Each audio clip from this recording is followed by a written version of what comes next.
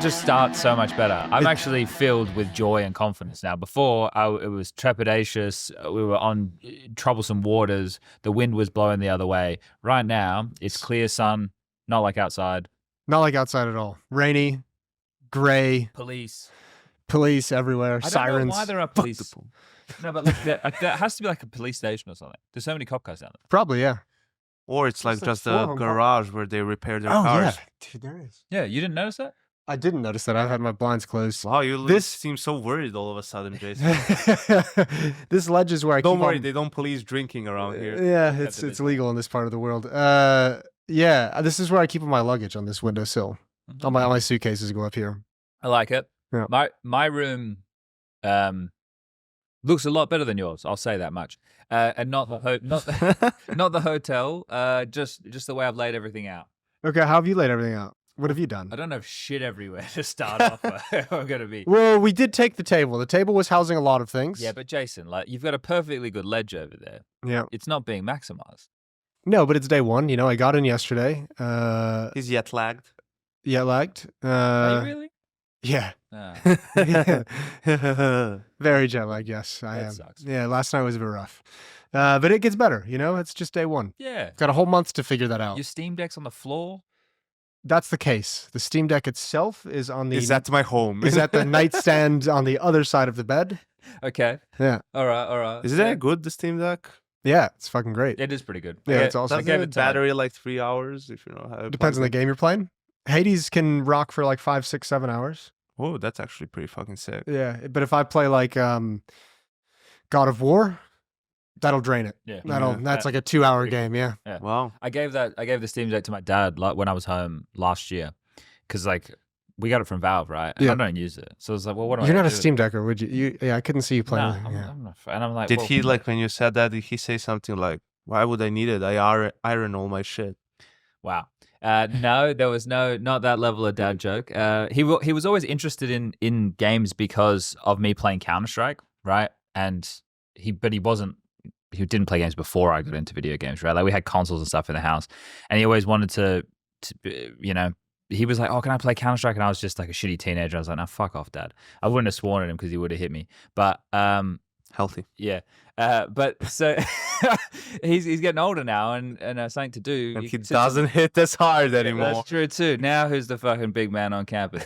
No, I gave him the Steam Deck so he has something to play on, but I'm pretty sure that he wouldn't have played anything since I left Australia. No, probably. He doesn't even know how to install anything. No, like I installed a couple games for him, okay. You know, and God of War was one of them. Yeah. And every time he got to like a boss, I had to kind of teach him about like how to, because he really doesn't know any games or anything. And I didn't know God of War. I was just making it up as I went. But you got the experience. You're like, you know what, Dad, you just got to figure out the patterns. Yeah. Figure out the timings of their swings, and then you kind of work around that. So I guess when I go home after this event, I'll see if he's gotten any further in the game, which will probably not be the case. And if he ever misbehaves again, just install Elden Ring for him.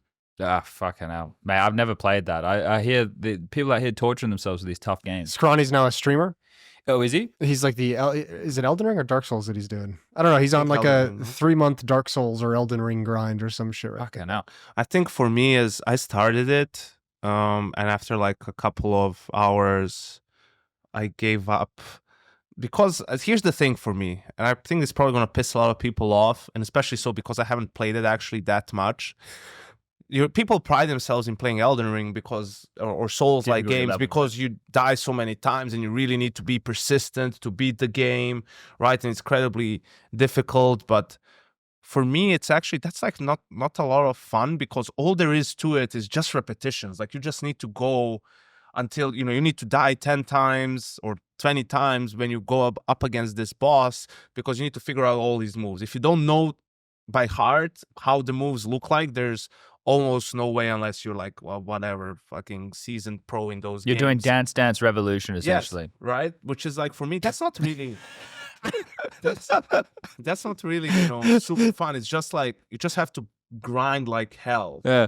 And I don't really enjoy games like that. No, me either. I like beating other people. And it's probably because I'm more cash. Like, for example, I play this Black... more cash? Yeah, Black Myth. Casual. That's very... I didn't expect that out of Yanko's mouth. Game, which was like really fun for me. Like, it's not super difficult really, but there is still some degree difficulty to it, and it's a beautiful game. Has kind of cool different storyline because it's Chinese developed, so it's not this. I don't know, like the same way of storytelling, or just it's a little bit of their folklore. It's not that Western bullshit storytelling. Yeah, Fucking Trump-driven propaganda. We're not gonna fucking get into that. I know you're not gonna bait me, Jason. You can fuck right off. But yeah, so that was like fun, and probably the top of me in terms of difficulty that I could handle. I played that Sekiro game, which was incredible, but that was like, Oh, sure. that was pretty hard for me. I barely beat like the final. I almost lost my mind with that final boss, because it's one of those things where also you beat him, then there's the second like iteration of it, then you beat that, and there's like motherfucker, can you please just let me? It's like Lord of the Rings. There's like 3 endings. Okay, I don't really know Lord of the Rings. pay for effort.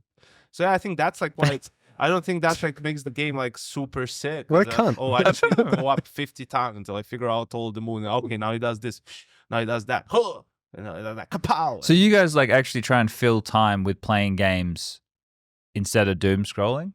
Is that's what I'm getting right now? I don't really You do guys don't waste your time in bed scrolling on the reels or the TikToks. Or... occasionally. Usually when I'm jet lagged at a hotel. Okay. I don't do it at home. Okay. So it's just me then. I don't play a whole lot of games anymore. Just when I travel, just on the airplanes, When they give us PCs, and when they give us PCs. Yeah. Yeah. play some Counter-Strike. Yeah, I like playing single player games. I grinded the new COD. I finished that. That was New great. COD. Yeah. Black Ops. Black Ops 6. I only do it for the campaign. I grinded it and then I deleted it from my computer. It's like a 120 gig game or something. Yeah, exactly. Which is why I don't need it on my PC. Fair enough. Yeah. I know it's painful. It is what it is, I And there, suppose. for example, that's a game that's too easy. Like, I understand you play it like for the storyline, but even the older like Call of Duty games in the campaign, I mean, it could get a bit, annoying at times. Like when you play it on the hardest difficulty. Here, it's like, wow, man, this is just like, it's like you're just playing it for the story, like just to see where it goes. And I think also their games have deteriorated. I think Modern Warfare, like, Don't they release a new game every year? Yeah, a year. Or I think this might have been a year and a half, 2 years. I don't know, but the last one was a fucking robbery, bro. It was like 5 hours of campaign in single player, and it's like the full price of the game. It was like 60, 70. This was disappointing. It might be the last COD I buy. Yeah, I mean, It's $70 for the game. I love playing that shit, but the campaigns have become way worse. The Modern Warfare one, the one that has the mission when you're the SAS and you're in London and you go into the house, like for example, I think that was the last one that was really got cool, you. and that was Really captured that you. was really good. I was like, wow, this is sick. Because there was that one, something about the Cold War as well that was in it recently. That was also kind of ass. I mean, it's fucking hell, bro. Just they're ruining it. They're ruining all the game. All the franchises have ruined themselves. Assassin's Creed has gone to shit as well. Lord of the Rings gone to shit. Again, not gonna talk about that either. Because of what? The Amazon TV show. Oh, okay. Yeah. All right. Look, gentlemen, Yeah. I want to offer a little bit of context to the viewer or listener. So it is Monday. It is about 11:30, November 11th. November the 11th, and the RMRs have started. The second game has not started. It seems to be a little slow. Drillers is Soon. playing next. Yeah, they're meant to. Well, see, that game was meant to start 29 minutes ago. So this is a little bit of a problem that it's that delayed. Considering, don't say it, Jason. You're gonna say it's day one.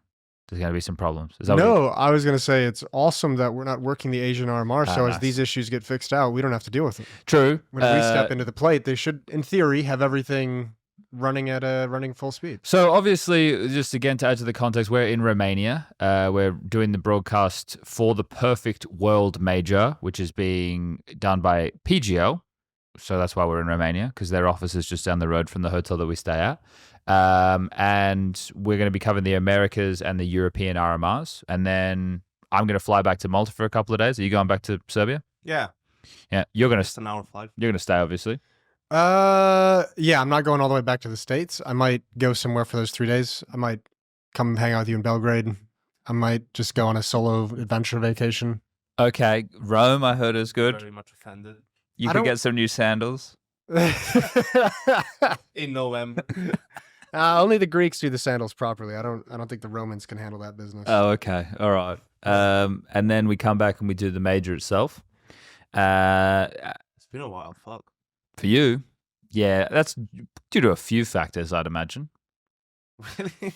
List them. One of them being lack of majors. True. we had a Well, whole nother like leap year thing again. Yeah, Last year was another just one leap major, year. yeah. Yeah. I guess. Right. Yeah. And Blast Doesn't make it any better. Blast hate you. I don't know why. Yeah, what did you do to Blast? Why did Blast hate you, Anchor? I don't know, man. I don't know what I'm missing. They're buying over there. Oh dear. See who knows, No, maybe- no Danish accent. How is your Danish accent these days? Pretty good. I just try. I feel like that was a trap. That's what people say. Also, Oh, I feel like that was a trap that Jason just laid out. It was a there. little bit, but he handled it well. I can't dodged a lie. couple once previously. I couldn't dodge this one. I'm too gullible, chat. Oh dear. But yeah, did you guys see that they're playing from hotel rooms for the RMRs, which has I did see caused a that. bit of a What? ruckus? Yeah. So for the RMRs, when we get to the major, it'll be in front of an audience, so it'll be a completely different setup. But for the RMRs, Have like a, I don't know, fucking conference hall. Or just... no. So I think that I don't know. I'm making a bit of assumption. I think the prac rooms double as the rooms that they're Didn't competing someone from. say? I saw that people are already complaining about like fucking tables and the monitors are not BenQs, even though they are. Fallen had a banger tweet. Yeah, and Twist also followed up as well. Funny how Fallen had a banger tweet about it, and also I also worked with Just Samsung.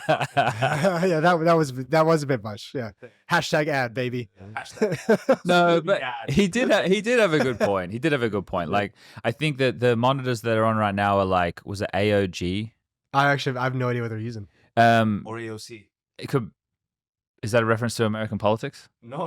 Okay, it could be AOC. It felt like a reference to American. But I politics think to he's me. right. I think he is right. But anyway, it's some brand that they have like 500 and something hertz monitors now. I think the thing is there's a lot of residual pain that exists because back in the day, people might remember the ISO monitors that came out. This was like almost 10 years ago, and they were boasting to have like 360 hertz monitors back then. And it's like, there's no fucking way. Like we were still the infancy then. And then we had bigger issues. You maybe know some of this because I think when you were at Liquid, they were sponsored by Alienware, right? Yeah. Like the stands on the base of an Alienware monitor were dog shit. So it wasn't for functionality. They have those prongs that come out Yeah. rather than just the rectangle base. I'm sorry, it's just so hilarious. So I wanted to look up Fallen's tweet so we don't, so Misquote him. Kind of just went through it. People probably don't know what we're talking about. So Fallen tweeted out, quote, It was a retweet of Neil. yeah, a tweet about no adjustable tables, no IPS, blah, blah, blah, whatever. It's time to stop the BenQ takeover as monitors.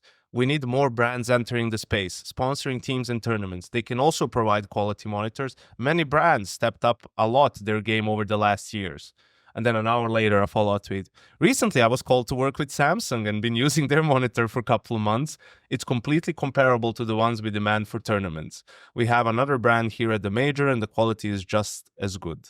The last one is, I understand the quality of knowing you will be playing with high-quality monitor in every tournament we play, so that has to stand. It's time to update the list with the best monitors from most famous brands and let them cook the deals. I mean, he's right. That point's actually really good. Like, let multiple brands come in and try and compete. As long as pay they're for the comparable. rights. Yeah. Right? That's the key, right? But I think over time, the technology is going to trickle down. Here's the problem is, And I think we're at that point now. Yeah. I think the problem is what you want is the same across everything, which I know it's like great for BenQ, for Zowie and their monitors, sucks for other guys, but it's also the best option for players. Like, it doesn't matter which of the three it is, as or five, or how many brands are there, as long as you set on one, because I can get them. Like, yeah, they both have the same hertz, the same response time, the same size, that all is good, and the settings might be called differently, but they do the same Shit, yeah. But as well as I do, you sit at those two monitors, they don't look the same. The picture is not the same, right? Like the colors are a little bit different. Colors is a big The one. brightness, the Yeah. contrast works a little bit differently. So your game won't look exactly the same. Now, someone will be, and then people will be at home and say, yeah, so who cares? It's like just a slight difference. But Can make a big deal. I mean, can make a big deal, if it's a different, look at, for example, in basketball, in the NBA, you use one type of a ball, but when you go to play the World Cup, it's a different type of a ball, right? Or the Olympics. Yeah, it's the wrong it's kind a of different ball. So it's like, yeah, it's the same size and the shape, Yeah. And in theory, it should be, but it's not exactly the same. And you can goaltend, motherfuckers over there in Europe. Oh, really? But it's the defensive 3 seconds that we don't have. Couldn't you do goaltending for a while? I think it's the Olympics that do goaltending. No one does goaltending. They don't do that anymore? No one does. But Fuck normal. so I think sports. that's looking like that up. why, I don't know and if I that's believe it. where, again, they had like a proper CSPPA, maybe they could like discuss some of these things. But why would Fallen care about whether it's Zowie or Samsung unless? No, I think so look, if I'm wrong and the prac rooms are different from the rooms that they're playing in, because someone said there's adjustable tables at the tournament area. Yes. Now whether it's Chris Gomez. And so did I think I saw someone else mention it as well. So if they're playing in an area, right, that isn't their prac room, they have to, but it's still a hotel room, but then it has adjustable tables and all this and that and the other.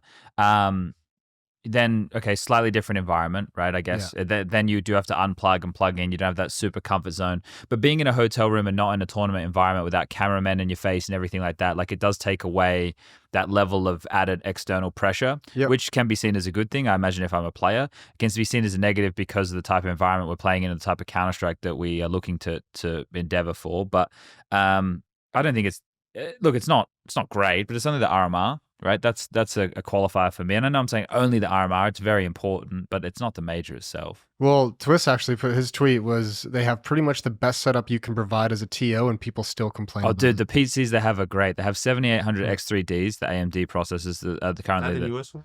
No, a new one did come out, but the 78. Pretty sick.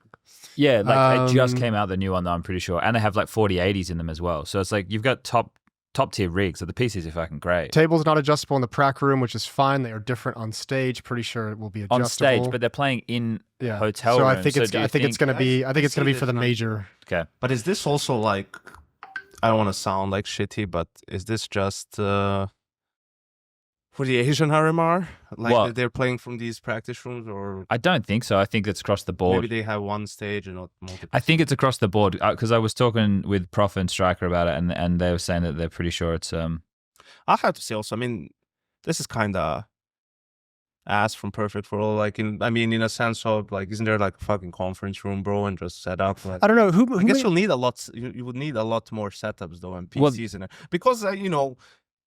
I'm not talking about anything. It's like, oh, it's about being the same, like or there's a standard, right? If you're playing every tournament, every fucking thing 5 in a line, and now you come to the qualification, and you're in like a you can't see screens. See this? Yeah, I'm not saying like people look that much at this. You know, I'm not saying it's game changing. Just like everything is just different. You don't want that. Like when you come in such input, you want things to feel the same. You know how you always talk about pressure and big games. We treat every game the same. We prepare for every game the same. And then you come in just the environment, so it's obviously not the same. And that for sparring that works a little bit. Isn't someone made this tweet? I thought about it when I saw this conversation happening. But the international's always done. Oh yeah, that was Graham, right? Graham, yeah. But he was saying like, oh, everybody wants an international for Counter-Strike, and now we're finally he was memeing on it a little bit. Yeah, because that's what happens with Dota, right? Like they play, and you probably don't have as much need to look at someone's screen in Dota. No, because you can see everything. Yeah, you can see everything. you can actually just fly around. But I think that with Epicenter, like because they brought in that type of stuff early because the Dota events had it first in the hotel rooms, right? Because that was kind of also when the prac room started to become a thing, and then they kind of doubled up the space. Like again, I'm saying for the RMR, it's important tournament, but it's not upsetting me that much. It's not the spectacle part of the event. The headset as well. Like what do you play with? They have the ASUNs and Inis, they're using ASUNs and because I was thinking like you might not need those, but then what do you use for a mic? Because you play with your in-ears because of those headsets. Just yell. They have a mic, or they're just playing your headsets then, or what do you do, right? But okay, that's good today. You guys seen Rush's mustache? Not Rush Lee. Embracing Movember. That's a powerful mustache he's got going. Yeah, it's got a lot of facial hair going on there. It does look like it's been genetically modified. I see it through your eyes, Jason. That's good. Yep. Who wants a mustache? I'm just trying to think so obviously with the crowd and then into the major, it's going to change things, right? So this is just kind of the initial stages, but all the players at the RMRs are getting they had the new case as a gift, and inside it had some stuff, and they had like a T-set, I think. Yes, yeah, and it's like it looks like a. I'm jealous about that jacket, bro. I'm not gonna lie. The varsity jacket? Yeah, fucking Pala and Bangs got one. What are the odds? Ours are on the way. They're in the mail. In the world. This is actually. I mean, this isn't in any way. We got nothing to do with the important to the event, but the merch being sold at Perfect World events in China is so amazing. Oh, yeah. Like the Counter-Strike merch they have is so fucking cool. Yeah, it feels like these little sausages that they've added in the game is the fucking the keychain shit. Yeah. It feels like that stuff is perfect for this audience, like for China, right? Like it feels like Valve have introduced this knowing exactly what type of event they're going to be hosting, right? Smarter than we give them credit for, aren't they? Well, right? Who would have thunk it? No, but I think as far as this is a bad sign. The game's I don't like. Well, no, they did some good updates recently. I need to play a little bit more on it because it only happened a couple of days before we left. But you know, some people were like, "Oh, spraying feels great now," and some other people were like, "Spraying feels trash now." But that's just classic, the duopoly of man. What is going on, guys? I don't know. Well, I haven't seen any updates. I'll go to Perfect World Twitter and check it out, but I haven't heard anything about why this game. I mean, is it possible that our screen just froze? No, because it's no, moving. because you could see the background moving. Ah, okay. Yeah. Okay, so I just checked. I just checked with some of the HLTV guys. I said, "Are the match rooms their prac rooms, or are they different?" They're different. So they're not in their prac room. They moved to a separate room. What if their prac rooms are in conference rooms in the imagine? match rooms? And they're all across from each other in the prac rooms. I also received a Instagram message request earlier today, and it was from Maniac. No. Bloody hell. And this person goes, "Hello," and then they send a screenshot and they say, "Are you really dead?" So then I look at the screenshot, and then this is from, I guess, on some Chinese website. I'm not sure which one it is. And it's Daily Dose of CS2. That's the account name. SPUNJ, a famous CS2 professional player, was finally confirmed to have died in Australian street violence. In memory of the player who made outstanding contributions, Valve announced that it would permanently remove and seal its 2015 Cologne Championship stickers. So I just want to let everybody know I'm not dead. You're not dead. In case anyone was wondering, it's seen the news. Can you say it in Chinese for all the time? How do you like that eulogy, though? You've gotten like a little preview of what we're going to say about you. Yeah, in Australian street violence. I do hope I go down in Australian street violence. That's kind of how I always thought that I'd like to die. Would be the funniest way for you, though, because you're, not a violent person at all. Yeah, it'd be great. You're not into street violence. Cop a random one. Yeah, just a bottle over the back of the head in true Australian fashion. But no, people are replying and they're saying they do it all the time in China because it's just for manipulation of the sticker market or the skin market. Oh shit! So they just do it so that people will buy my. Your death is an economic factor. Yeah, precisely. So I will let everyone know there will be a couple of my signature stickers going on sale later today. If you'd be interested in buying some, go nuts. I just wanted to get that out of the way. But yeah, I don't know. We're here. We're going to cast some Counter-Strike early in the morning. We're not. We're all on the second shift. For this week? Yeah, for this week. Count your lucky stars. I hope they just keep it that way, though, right? They won't keep it that would make the most sense, right? Why switch? Midterm and people have to just, the guys are going to be used to the mornings anyway. I mean, it's Maui and Blair and Sam, right? Yeah, but Hugo, what about Hugo and Harry? What about Hugo and Harry, man? Harry's fucked up. He sleep fucked up too. He does. He has that baby now, so he's probably just grabbing sleep wherever he can. Like an amoeba, he can an amoeba. Yeah, he can get adjusted to anything. He can become anything because we were all amoebas at first. I like the visual. Yeah, visual is good. Yeah, I just did my Jason nightclub dancing impression. Jason's drunk dance. And the last bit of context, I guess, is we have to leave at 1:30 to go to rehearsal. Yeah, we do. In 2 hours. Yeah, but that's the last bit of context. I need to put shoes on. 3 teams from Asia go through? It's always so crazy. Just before we get into that, it's like how players will always bitch about something, man. Of course. It's like the first thing you see from a bunch of them, it's like they just go out and make a tweet about it. Just fucking bitch. It's like, just deal with it. Just go and play. Like, what are you just like what? So that there's community backlash or that people go, oh yeah, but they don't have. Kind of backfired this time though. I mean, yeah, there was because the players weren't unified. They got ratio. The players just weren't unified. They have different opinions. And there was also the guys complaining got ratio this fuck. I think nerds got ratio this fuck. But it's like, and then you can see the reason why it doesn't maybe happen as much at ESL and Blast tournaments, or it didn't used to, was because of these agreements where they have it like, oh, they can't really complain, but at least until they've exhausted all the proper channels and the issue hasn't been fixed or something along those lines. But it's just Jesus Christ, is this how you're gonna start your major qualifying campaign? Like by But Nertz bitching? isn't Like, even that's there. the mindset you're gonna put yourself in. Nertz can't even be there yet. So he was just tweeting. He's working off of hearsay. Yeah, he's tweeting off of what It's even other people worse. said. He's Even just, worse. It's even worse. It's even worse. What about that Durex sponsorship, guys? Do you see it? I'm already I like under it. contract with Pullout, so Okay. The method. Okay, yeah, I got it. Yeah. Took a second. I guess it didn't work. Is that a weird Serbian brand? well, already didn't use it a couple of times intentionally. That's true too. But someone's finally done it, and China's done it. And the amount of people, like, I know that they're just joking, but everyone's tweet, they're thinking they're the funniest guys. It's like, oh, I don't know the wording, but they're all like joking about how it's the worst thing you could possibly do. Why would condoms sponsor something to do with Counter-Strike? Like, people don't get it. It's like, you guys actually, like, I know you're joking, but it just upsets me. The joke upsets me because, like, it's the perfect demographic It actually to be is marketing condoms to. the ideal demographic. Yeah. And people are like, oh, well, Counter-Strike players don't get laid. Okay, well, joking we do. maybe you guys tweeting don't get laid. Like, I don't know. We're the jocks of esports, motherfucker. If you're not getting laid, you're doing the wrong shit. Yeah, I promise you, Counter-Strike players get laid. Like, And we'll, also, I like what you said. I promise you. I swear to God. Counter-Strike players get I swear to God. Counter-Strike players. I personally made sure I was the coach of Team Liquid. No, I was gonna say, you look at our community as well, and some people in it, or some of the comments online chat. I'm sure you could relate. It's like you wish Durex was used during their inception. wow.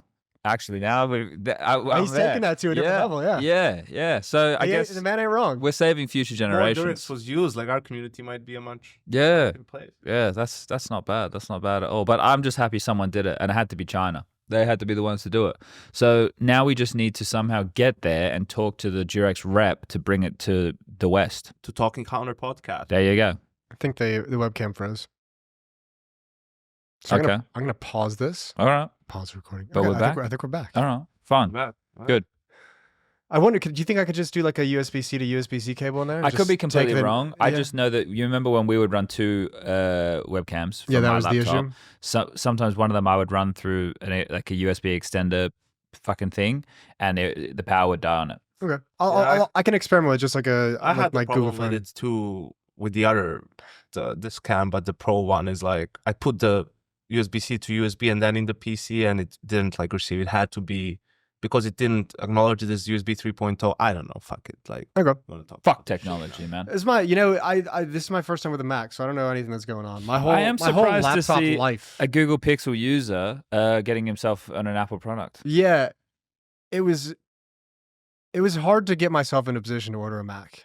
Bro, it's the best. I've had Macs for like And I hate saying it. I'm with you. I've enjoyed it for the week and a half that I've had it. There's nothing beats it for what we need. Like Yeah. and I tried, we had that time in 2018 or 17 where we all bought a gaming laptop because we were like, let's game at tournaments because we were so bored. We didn't know what to do anymore. Yeah. It's just a shit experience gaming on a laptop. Like you just can't like Heavy. the small keyboard, everything, right? But it's just ass.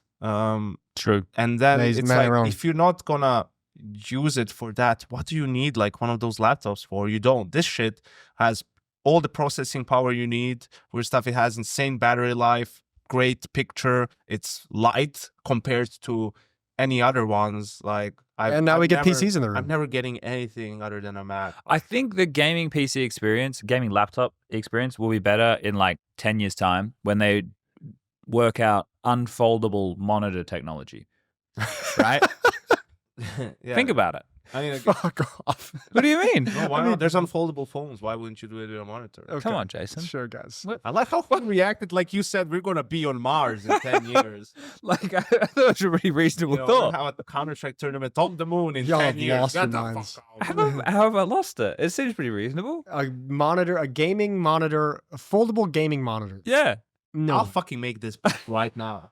Yeah. How many years do you want to give it? Have you seen the 10 foldable? years. You seen the foldable phones they have? I'm not gonna give you a decade. That's a little fucked up. That's what I But said. that's what he said. That's why you react that much to a decade. All right, that's fair. My bad on the reaction. That was What the fuck? my fault. I now take you're it all. passive aggressive, Jason. Brilliant. Yeah, now it's all our fault. Weird Jesus. dickheads. You laughed at him like he was fucking dropped on his head. And I probably was. I was so- focused on the folding monitor. I was in my brain imagining like a little piece of paper. Just bloop, bloop. and now it's a It will actually monitor. be this big. I know. I wasn't gonna do the whole. I want thing. 24.5 inches. 24 That's You need what to make she a sound said. also when it unfolds. It just unfolds. That's pretty. I thought that was a alley for someone else. No one- Mr. Hands over there. Also, the thing is, like Josh, he said this, I think, at one of the tournaments, still, that he brings his PC with him because he has one of those small compact thingies. Yeah, when he works fucking Valorant events. Yeah. Which is kind of fucking sick when you think about it. Well, I imagine he would drive to it if it's in LA, right? I don't know. Yeah, I don't think he fly. Does he fly with his PC? There's no way. But he did some That's stuff in how- Berlin and stuff with That's that. how I understood it. Which is like, it's not too big. If you have a case for it and just put it in the if you check it in or whatever, why not? It's obviously way- not the reason- ideal, Jason. The reason but I couldn't do it is because like I could never get back through customs. You know, they would always I'd get be like, charged oh, you for it. bought this, and you Yeah. have to pay. Unless I actually bought it in Serbia, but we don't have it there yet. But that would be like kind of, you saw that these things that we have, the yeah. they're this big, bro, and they're rectangles. That's not big at all. Yeah. That's a full-on PC. Yeah. And then you just need the TO to supply you with a monitor, and that's it. But how big is the 40 series card is massive. The 50 series card is going to be fucking bigger than that. Nvidia stonks through the roof. The cards are fucking huge. They are huge. I got my new PC and saw that Huh. in there. I was like, holy shit. Yeah. It's a beast now. It's massive. Which, look, of course, I want to get 700 FPS in Counter-Strike, so keep going. Keep Yeah. doing it. Keep going. Keep cranking it up. But I just wanted to have a disclaimer. All of the gaming laptop ads that I've done in the past, gaming laptops are great, guys. Yeah. All right, Fallen. I recently got a chance to go work with this gaming laptop, and it's actually, pretty compatible technology, really, to these Intel NUCs. And just trying to say, we need to get them out there. Yeah. Should we talk about the Counter-Strike? I guess so. Asian RMR, 3 teams go through. Is there really a whole lot to talk about with this? So Mongols, I think, are the shoe-in. Yeah. FlyQuest should be the next, because I don't think the best Chinese team even qualified, which you say, but if they didn't qualify, how are they the best Chinese team? Because they just come together. Tyloo, right? Tyloo, I think Tyloo are better than Rare Atom and Also, again, it's Linvision. fucked. Why does the Asia RMR have 8 spots? They're like 8 teams, not 16. Well, next time round, if it's 32-team major and Asia's up to what, like, I imagine Asia will get 4 spots if it's a 32-team major. Yeah. So maybe Probably then maybe they make the format bigger, Yanko, which would be nice. Well, then the closed qualifier for that, you imagine, would be 16 teams and 4 would go through. the closed qualifier for that would be 16, and then 4 of them would go. He's lost me. He's lost me too. But What do you it's mean? fine.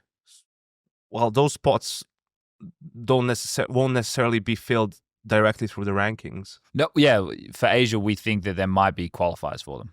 Yeah, Yeah. but I like. Then that qualifier would be 16 teams, which is like basically this is the qualifier, right? So next major, that's going Yes, to be yeah. Yes, 16 teams. yes, Online, maybe. yes. Well, probably not because they're from all over. They have to but- do. I think they have to do it online, surely. Yeah. And I think it's good for the region too. Like if Valve make it so that the TO has to do something in Asia, then it's going to help with the region because that's the region that's going to struggle the most. So, look, 16 teams means we can have more teams to the drillers loophole. I'm joking. No, but Kind I mean, of it is joking. fucked up. But, you know, It is what it is. I think also, I mean, you look at Tide Blue should be here. Probably Rooster should be here. Yeah. Atox. Who else? Like, I mean, you could definitely put like off the top of your head, like 4 or 5. GG How maybe. How do you feel about the Eastern Russian teams playing it? Because that doesn't bother me. It doesn't bother me either. Because they're closer to Asia than they I are feel to it's Europe. used as a fucking loophole, I guess. What? Yeah, So they're- people fly out to Eastern Russia to. Yeah. Yeah, I Okay. think True. Cloud9 could play this shit. True. In theory, right? True. They just went to fucking, I guess, Vladivostok for a month. They went to Donk's. They went to Donk's house. I mean, let's see how committed the teams are to trying to use those loopholes, though. Like, if they want to go do it, fair play. Go have fun. yeah. Well, people are As long always as it's gonna. within the rules. People are always going to look for the exploitations. The thing with the Owner Pixel one is, like, they had a guy who, when they had Amsterdam, it classified as an Asian team. Yeah. Because they had a Moroccan and 2 Israelis, and that's fine. But it's just because they brought Scenarii in because they didn't want to use the other guy, and now it looks like I don't think it was like intentional them doing this or anything, right? They might not have even qualified for the RMR. So it just the biggest issue is Also- a region that's already struggling feels like it's having resources taken away if drillers qualify, which Yeah. they might not do. Yeah, maybe Probably not. won't. Also, there is no real solution to that either that you could use as like a blanket solution in any situation that arises there. No, because we've seen 'Cause you these can't- loopholes yeah. exist like all the time with majors, like you have like what we're seeing with a bunch of teams who like Simple's not going to get a sticker, for example, like Sampaius is. And there's a whole bunch of teams that's going to be the case on, right? And they're using that to fill out their rosters. So obviously it's not to do with the nationality thing. It's a little bit different. But yeah, I don't know. I don't know. You said, Yanko, probably not. Who do you think would qualify over Drillers? Because I think there's a higher expectation that these guys are like at least in the conversation for the third spot. Well, it's funny you mentioned Tai Lu, right? It was Rare Atom who beat them. Yeah, with Summer and somebody, Kaze. And it was, Starry left to go to Tai Lu with Tai G. Lu, and all these players like from these teams all went to Tai Lu to form this super team, then couldn't qualify. And Rare Atom was always the team that's kind of the underdog and the one not expected to make it, but they, punched above their weight in a couple of tournaments. I mean, they also qualified for Rio, but couldn't get visas last minute, so they couldn't attend the tournament, unfortunately. And they did almost a month-long boot camp before this tournament in Europe as well. So last time they did that was when they actually had some of these results and managed to qualify for the RMR. So I think they might be the one to upset. Obviously, the main favorites are Mongols FlyQuest and then Lin Vision based off of the rankings, but we haven't seen them in a while. Saw Lin Vision at Pro League, right? When they had a Fufu. Yeah, but it was like... Was it this Pro League or last Pro League? The Pro League just gone, yeah. That's how underwhelming it was. Zachar back on the off. Yeah. Oh yeah, he actually had a really good high tournament. stats, But that was it. Like it was just, that was the highlight, him having a really good tournament. So I guess we'll have to see. And then Talon is the other name that you also looked okay. Yeah, but their results are dog shit. Yeah, but Are you talking to Aaron? Like here and there. Like I kind of, when they're doing their prac and stuff and all of that, I stay out of it. Like I don't want to be. I'm not at the point of my Counter-Strike life where I'm going to be that invested into the team, right? Where I'm going to be there on a day-to-day kind of thing, which it would be nice, but also I don't want to have that inbuilt bias, I guess, because of it. Like I help put the team together. It is what it is. I don't know. I didn't mean in terms of talent. I just meant in terms of he's your old teammate. So I didn't know if like you chatted with him and I just got a sense of what they're. You chatted your old teammate, Jason? Yeah. Like who? Talk with Trip from time to time. He's from way back in the day. We know who Trip is, Jason. Warden as well. Well, not somebody my I don't know, my last teammate in CS:GO was 2013. I don't really talk to those guys except for Warden. Except for Warden.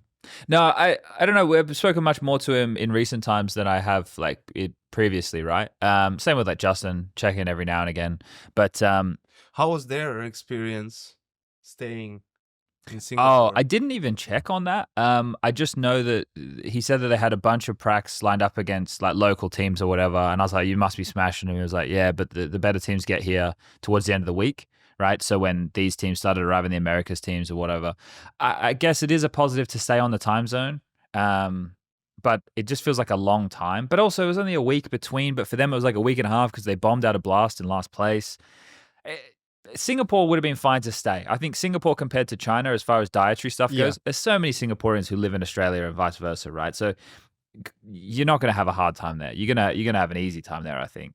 And I think too, like I said in the last week, like you spend that week like hitting a lot of theory and a lot of like philosophy, and then you have this Asian RMR, and you have those 3-4 days to just drill everything that you went over pretty as hard as you possibly can.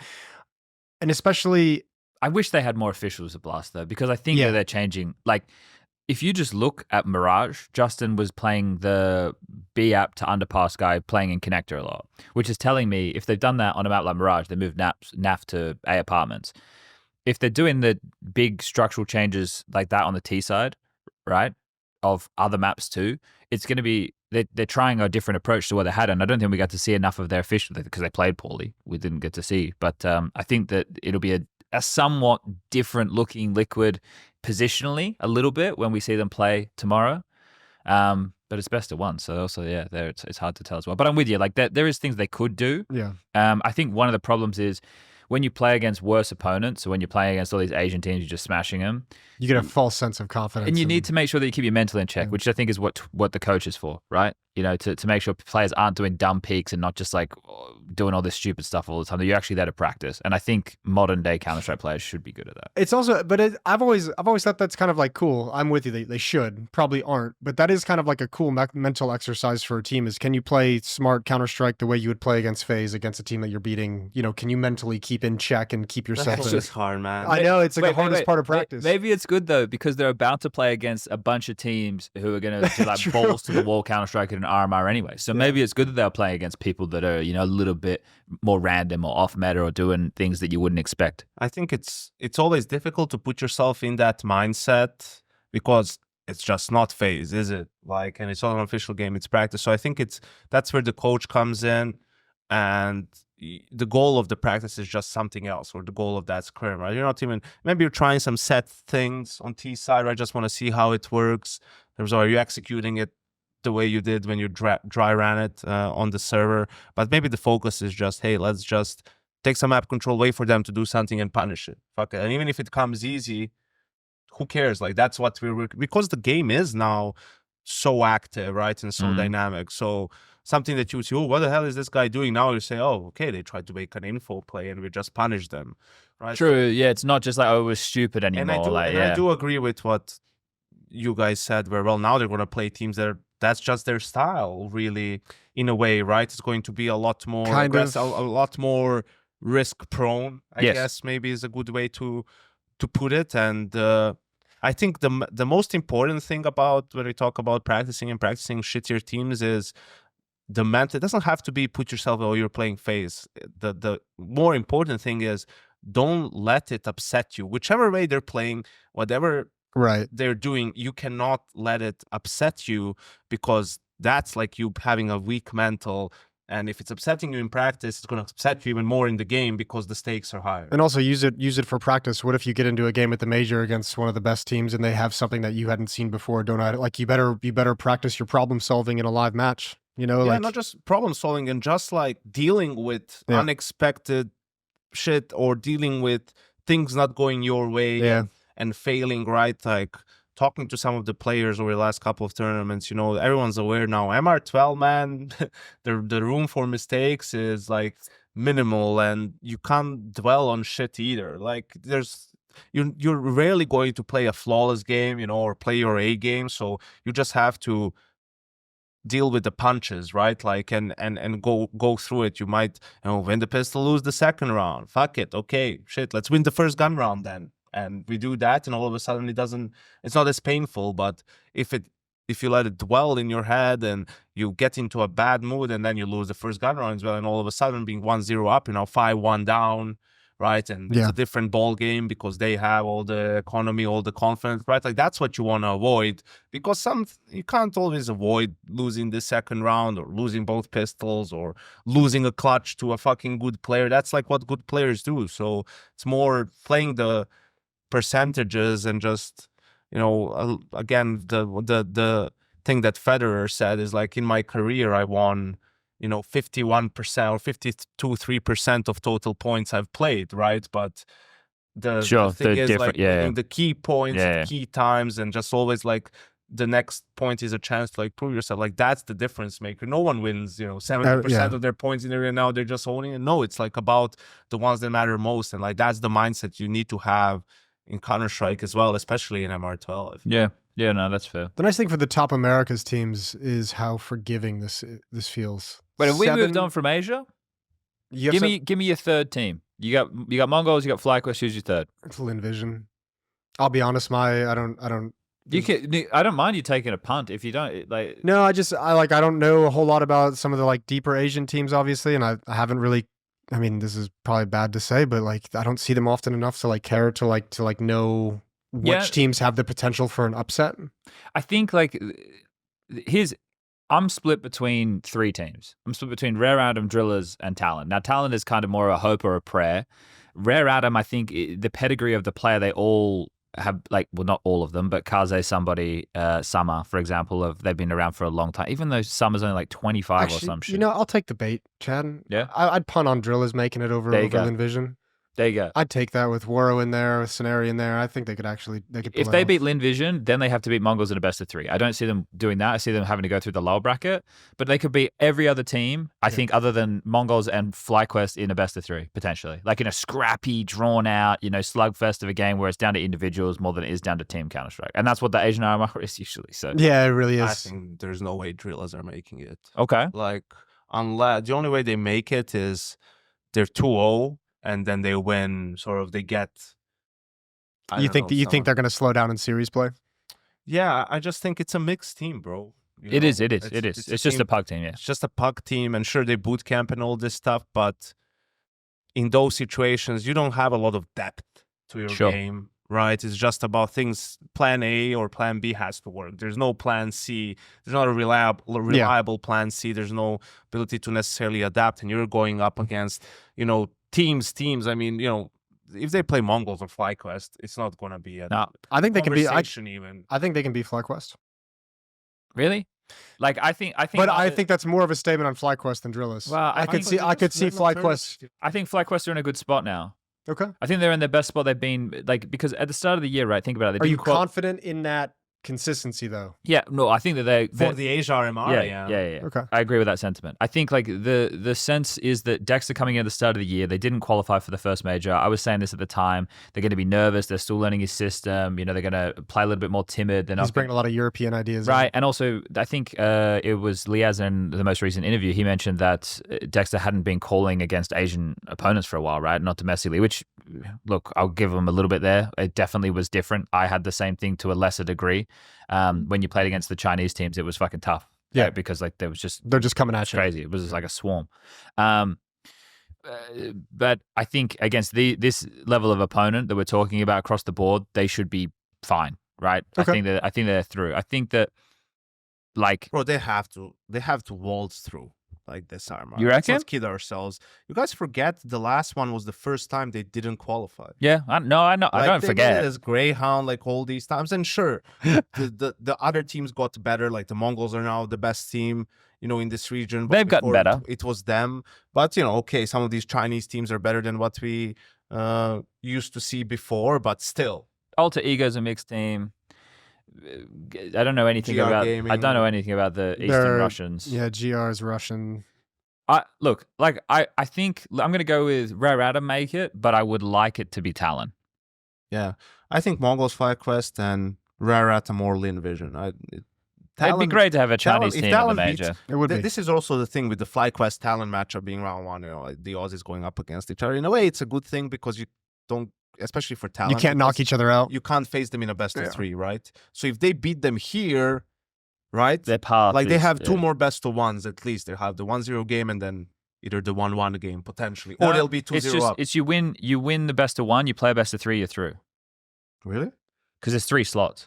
Oh, that's what they're going with? Yeah, so if you get your way through the upper bracket, right? So Mongols only have to beat Drillers or who are they playing? Lin Vision, and then they're through, and then FlyQuest versus thing, and then. Oh, okay. But then the lower bracket is for the third spot. Gotcha. Is that correct? I think that's correct. Yeah. Well then, this just makes it way better for all the favorites, really. Yes, just win your games and you're in. Yeah. Okay, so it looks like we're going to start. It's an hour after schedule, boys. Ooh, that's even a bit more than an hour after schedule. That's not ideal. Okay, cool. Sorry, Jason. We go back to the Americas now. No, it's. I want to give it its time. No, that was good. That was good. It doesn't hold a whole lot of. It's fair enough. People hate it. People hate the region. I like the region. I just don't know anything about the region, to be honest. Region hater. Yeah, forgiving America's RMR. 7 of 16 teams. Do you think it's forgiving? That's the same it's the same format for each of the EU groups as well. I think it's forgiving, obviously, for the favorites. I think it's forgiving for. I mean, Liquid and Fury should have no problem. But if 7 teams are going to make it, those teams definitely won't have a problem. Don't you think that there's a lot of upset potential? Like, there's a lot of teams in there. You don't? I think there's okay. I should rephrase that. I think there's a lot of upset potential in like the Brazilian teams in like the top half of the seeding. I think the bottom half is awful. Okay.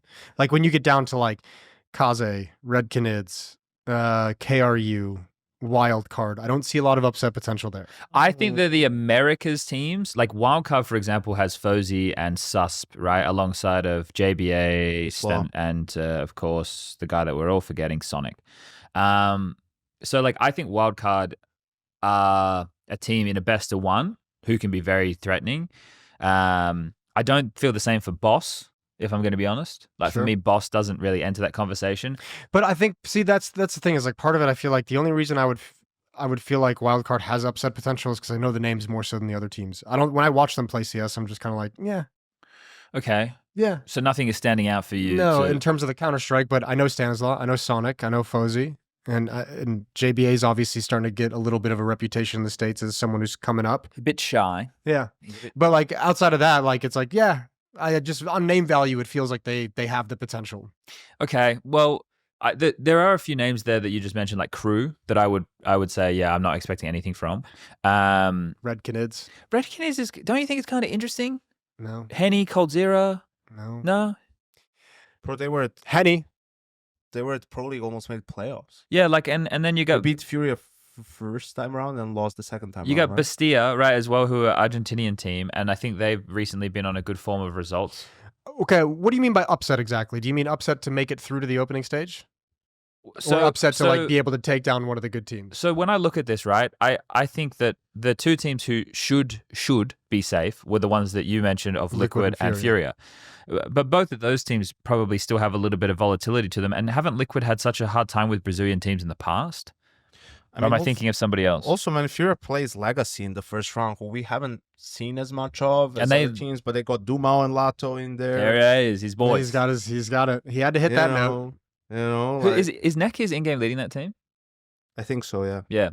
So, like, I feel because of the best of one environment that the potential in some of these games to set things off in a little bit of a funky fashion is there. Yeah, that's what's going to happen. Like, it's not like I don't think Bestia is going to make it through, but I think they might beat, let's say... Win one of the best of ones that make the Swiss system weird. They could definitely beat... Okay, not Complexity, that's a bad example. But I think, like...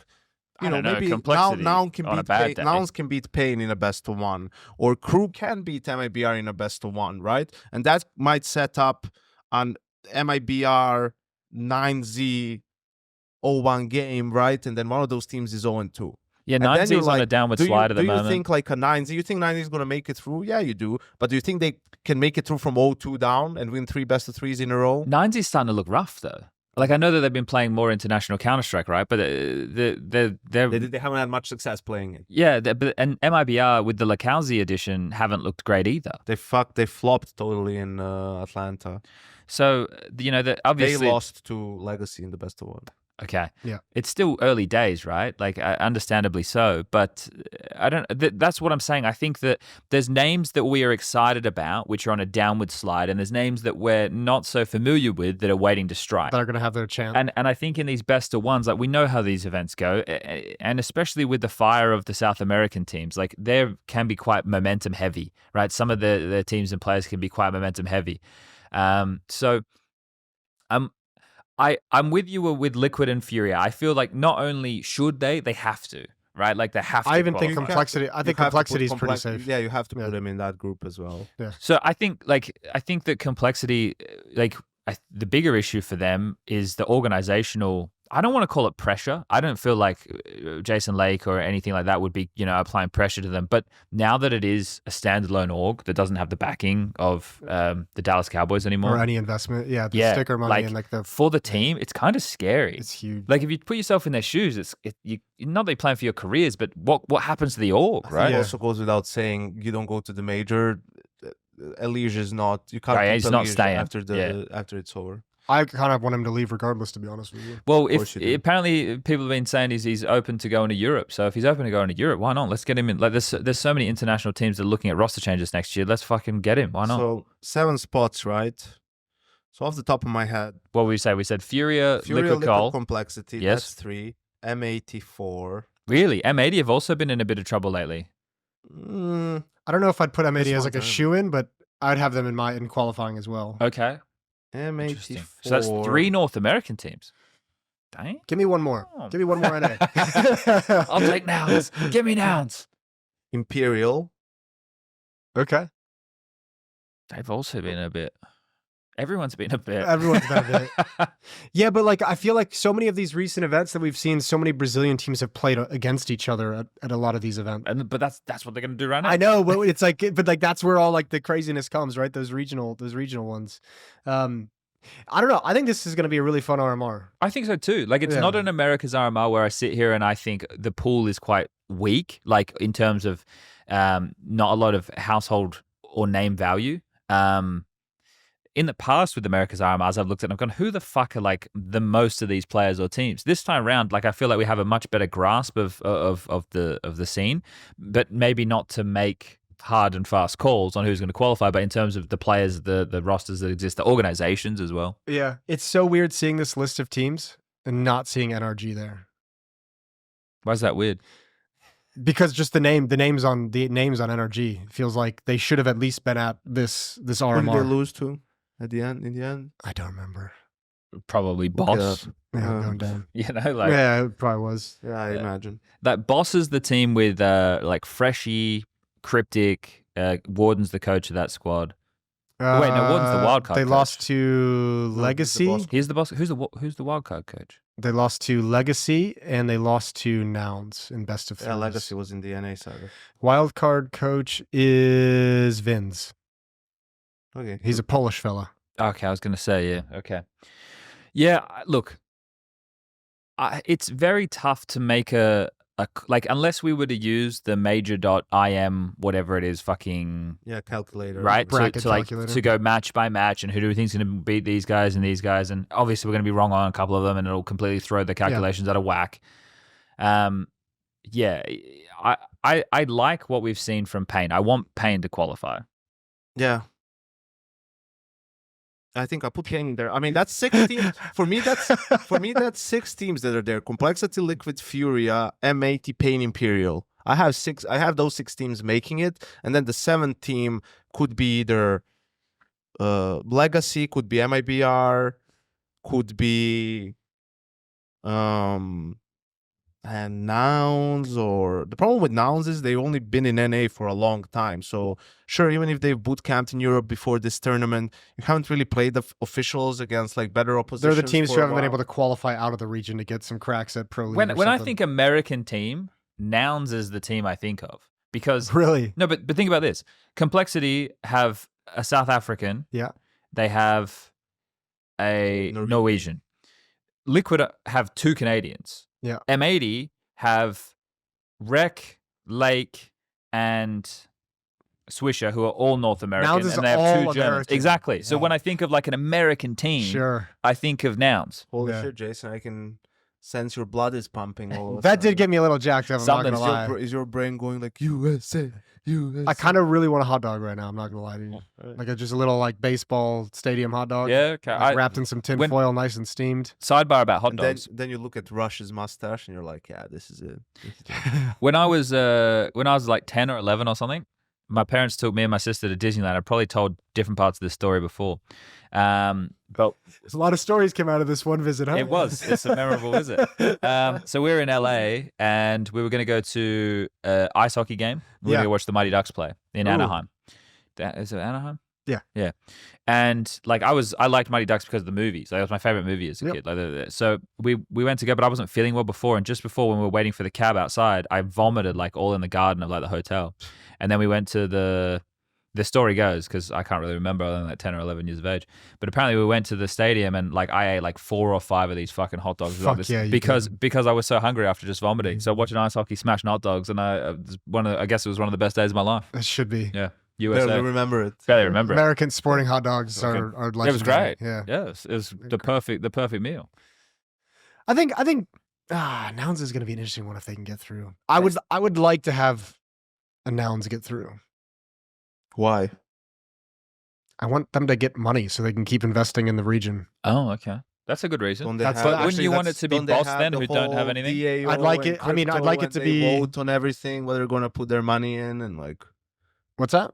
Nouns. Do I take part in that? They have the whole Yeah, DAO thing. Yeah. Like, oh, do we want to What is pay DAO? for the boot camp of the Counter-Strike team? And then people vote on it, and then they put the amount of the money in it. It's like a commune. Maybe it's like- Decentralized autonomous organization. So essentially, I think now, I don't know. I know shit about crypto, so I'm kind of like flying on the seat of my pants with this one. But I think what happens is, I think there are people who buy like the Nouns crypto Token, The yeah. tokens, the coin, Okay. and then they have a have say a in the stake. organization. So Okay. like Nouns will come out and say, should we send the Nouns team to this boot camp? It's going to cost this much money Because and we're it's gonna send them everyone's there for money in a way, Yeah, it's right? all of their money. So everyone gets a vote if you have like a certain number of tokens invested into the Nouns DAO. It's Interesting. kind of a cool way of doing things. Or do we want to pick up a female? Rocket League or like a Rocket League team. Yeah, yeah. Okay, interesting. This is the cost. Like this is the Right. amount of like projected whatever. You know, blah blah blah blah blah. You lay it out, and then people vote for it. Just kind of. Yeah, I mean, I'd like to see one of those two teams would be awesome. If we just got a little bit more money coming back into the region, that'd be cool. That'd be great. Or legacy. Or like, you really have a hard on for Legacy, don't you? I don't. I really don't. It's just like I feel there's a couple of players on that team Jamal and Lasso, I Lasso. think. that's mixed up with a couple of other dudes from other teams could be part of the best Brazilian roster that you can make right. So you want to see those guys pop off so that they can start investigating where they go off to, and then you get another good Brazilian team. Yeah, I think people have forgotten about them a little bit, you know, because we haven't seen them as much as some of these other teams like Pain or like Yeah. Payne and MIBR, I feel like been in 9Z even doing been competing in Europe for a while now. Yeah, and MIBR couldn't even make it into the RMR last time around.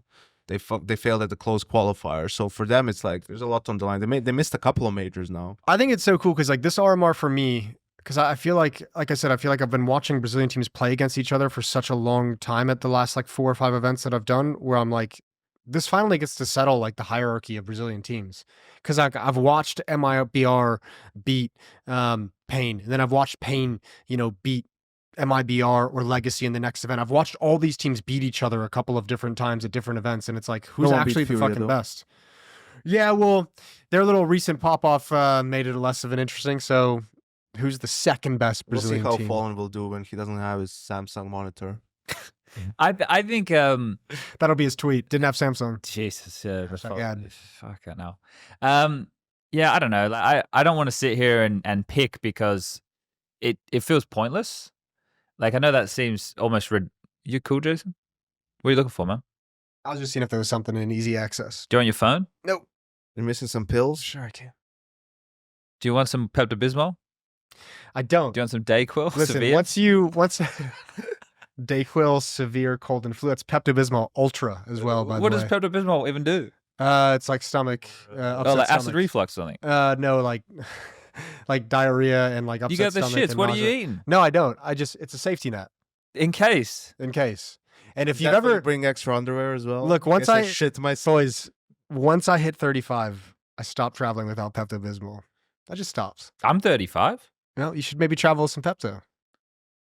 I don't have When you have a diarrhea stomachache often. at this event, you Yeah. let me know. Well, That's I'm gonna not, fix you right I'm up. not going to have a stomach ache. Ever at all. No. When was the last stomachache you had? I can't remember, to be completely honest with you. I feel like there's I'm not sick shenanigans. that often. Okay, Must be nice. Yeah, I don't leave my house. It's hard to get sick if you don't go outside. it's true. Mm. Weak immune system though. Next time you get sick, might be the last one. Yeah. Hey, well, maybe I will be dead. That tweet will come through. Isn't it funny seeing Owner Pixel behind a Counter-Strike team? Like, it's just funny. I Oh. wonder what he feels like. sitting He there. would feel Lost. nervous as fuck. No, because he's such an intense guy when he's watching matches, and now like he's much more invested than he is when he's just watching from home. It's a different angle. Yeah. It's a different experience. Like, Like a and different roller coaster. Obviously, he's not going to be offering anything in terms of tactical insight or anything like Yeah. that. He's just there. He's just there because he's there. Like it's funny. I think it's a cool story. Yeah, me I too. really do. Yeah. So I was just saying about the Americas. I don't want to sit here and like pick Yeah. because I think Don't it's have going to to. be scrappy. I will say there's teams that I don't think will make it, like Crew, like Case, right, like Boss. There's certain teams that I don't think are in the conversation, but I think there's a heavy pack of teams that you can make an argument to be able to steal one of those last few spots. It feels like there's like 3 to 4 lock-ins. I don't know who my fourth would be. Liquid Fury or Complexity. There's three lock-ins who are elite world-class Counter-Strike teams. Well, now that I said that, I guess compared to the It field, makes you sick. and fucking hell, comparative. compared to the field, Liquid Fury and Complexity, right? And then Pain for me would be the fourth if I had to include somebody in that sphere. I feel like Big E's era, like this is a turn where he can just farm for Pain. Hopefully, I want to see something out of Snow. I want to see a well, good he'll event for yell Snow. a lot. Yeah, he will.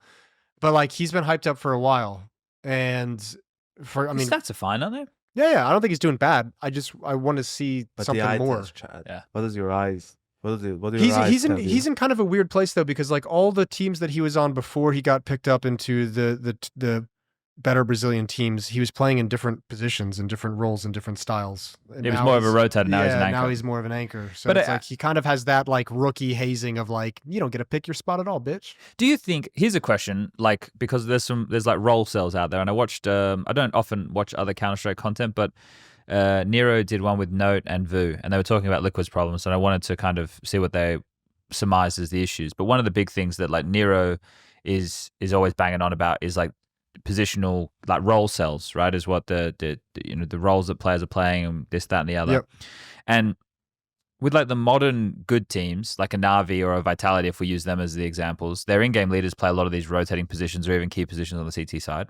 And like, I don't think my philosophy was very fleshed out back then, right? It wasn't like you didn't look at an in-game leader and think, oh, they had to have a huge output, but you thought about the positions they were playing and the influence they could have on the game. That's why JKS for us was an anchor player, because it was like, I can leave this kid at a bomb site while I take me and the other clowns and we try and do something, because if they go to him, he's going to kill them all. Yeah. It was like that in the early days. I mean, It's like we're getting back there, right? To be for us, you know, Inferno, Yeah. he still plays B is because, okay, we can go play 4A and even if they Yeah. B, he'll kill to stay alive. Make the He'll smart kill three, decision, Maybe yeah. he'll kill all of them, right? But the game has evolved so much where people, it doesn't matter how good you are, you're not going to be able to get away with that because the average skill level has risen so much where it's just, if you're out positioned or tactically outplayed, like it's going to happen 1 in 10 times, right? That you were able to make something out of nothing.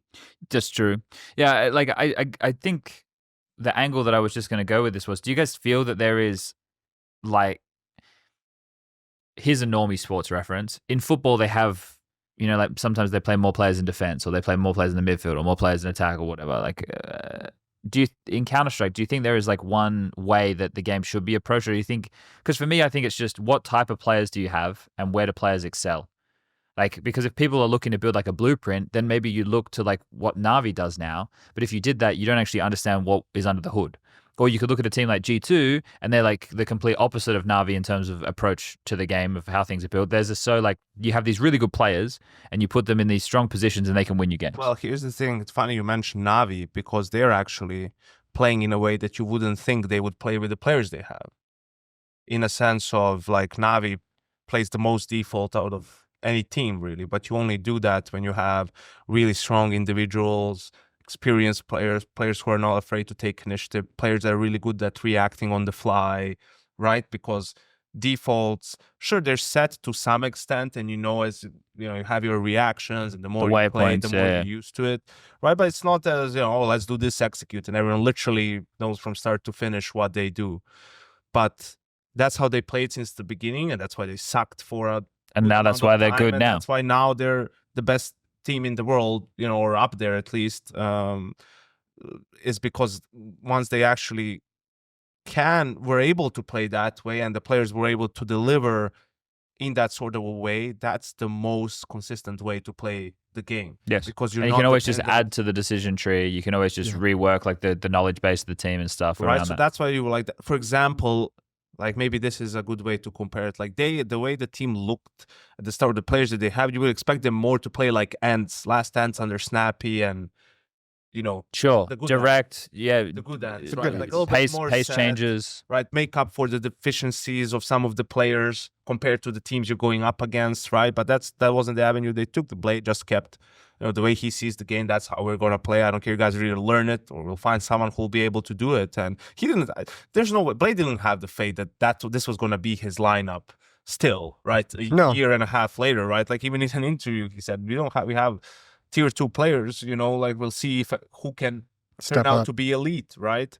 They did like the shotgun approach, like let's get Ima, let's get JL, let's see which one of them is gonna stick around. Yeah, but it, you know, they all stepped up in a way, and turned out that it's working just fine with the lineup that they have. So that's the one where it kind of usually I would agree with you, where it's like, yeah, depending on the players you have, obviously you want to tailor the game to them. But there's also more efficient way of playing the game where you like, you probably should just play that way and players can either do it or you find other players will be able to. I guess it depends on what your goals are as a team. And Sure. I think maybe we see more of that evolution in the future when we get stronger coaches like Blade, right? Kerrigan switches in when you get more players. Exactly. Yeah. Like it's Blade's team. Navi is Blade's team. Whereas FaZe, as you've just mentioned, is Kerrigan's team. Yeah. Right? Like I don't look at G2 and go, that's Taz's team. That's not my thought. Right? Like whose is it? Taz's? Monacy's and Nico's. That's fair. Be there in 3 months. Every time I talk about G2 at the moment, it's tough because like you can't say anything bad about Snacks, otherwise the Polish fans they don't like it. So you got to be careful about. I feel what like there's more intimidating fan bases in the Polish fans though. Well, we go there every year. Brazilians, You Turkish. don't know much about fucking footy though, do you? And football. No, fans I in don't. Europe. Yeah. Yeah. I don't at all. The I know ultras. nothing. Yeah, you might want to record. I'm good. I'm confident with it. Well, have fun in Cali. That's coming around real quick. Come to Don't worry Poland, about that. yeah. Should we move on to Europe because we're kind of Yeah, we can. dipping We're into flirting with it European already. conversation. I mean, we'll be able to do an episode before Europe kicks off. True, actually. Oh, I didn't He think is about right. that. I didn't even mentally organize. There's a day myself. off, right? No, but No, I swear there is a day There off. is between Americas and Europe. There's It's a day like off. we end Yeah. 15th on the Americas and 17th starts for Europe. Yeah. I'm pretty sure. I'm Yeah, pretty yeah. sure. what the fuck? Why? Okay. Well, so we can do another episode. I mean, I was just thinking. No, there's not. You guys are crazy. Are we? You guys. No, there's a day off between Americas and Europe. There's no day off between Europe A and Europe B. I'm pretty sure Jason's right. Let me see. Okay, Because this is going to run Tuesday, Wednesday, Thursday, Friday. When I'm right, you have to go back to your room and try and fold your monitor up into your luggage. Yeah, We can't do there's it now, there's Jason. There's no games on Saturday. Friday is the last day of Americas, and then it's Sunday. Because Yeah. I saw it like this. You see, it's like Yeah, it's just yeah, yeah. continuous. Here's but- the excuses. Yeah. No, it's fine. All right. Sometimes we have misunderstandings. He makes a good point. We don't have to talk about it now. If we don't have to talk about it now. We can talk about anything else. Like this delay that's on screen. Come on, man. Who's wearing It's not going shorts? well. Is Ona wearing shorts? I hope so. Oh, that'd be so. Oh, he's in a hotel room. You can't even blame him. Well, I guess it doesn't matter anyway, really. It is sad that the other TOs make What's you the not weather wear out shorts. there in Shanghai like? Fucking cold, bro. Is it? Yeah. No, actually, it's not. It's 65 degrees Fahrenheit. What's that? 18. Okay, well that's You not just said warm. a random number. That's warm. That's not warm. That's warm, dude. 18 degrees Fahrenheit is not warm. It's mild. 65 Fahrenheit is warm. Yeah, but you're from Michigan. It's mild, just like your takes, Jason. So I haven't even given any. I haven't even really, Well, I haven't what are really the weather gone for right any now? takes. I'm just saying, it's that's short weather. For do a it. Michigan man, Live your life, Oni Pixel. Live your life. What else are we going to talk about then? Because I'm Uh, with Yanko, we may as well wait. and none of us have really dabbled into the update that came out. No, That was- I played. I have played you? some. How did it feel? I haven't played it yet. That's the problem that I have. Razer Synapse issue causes delay at Asia RMR.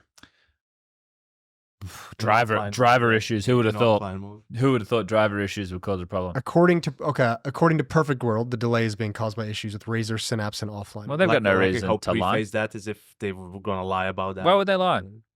They're truthful people, Jason. I was just making sure everyone had the Am I- information to make their own informed decisions. Okay, and that's what we should all do. Yeah. That's You right. know? No more misinformation in the media. Critical thinking We are the skills. media now. We We are the media now. Oh, what a fucking mess this world is going to become. I always find it like so. It's so funny, man. Like when the election was going on and all the political tweets. Like for me, it's from. I know what you mean. It's so funny.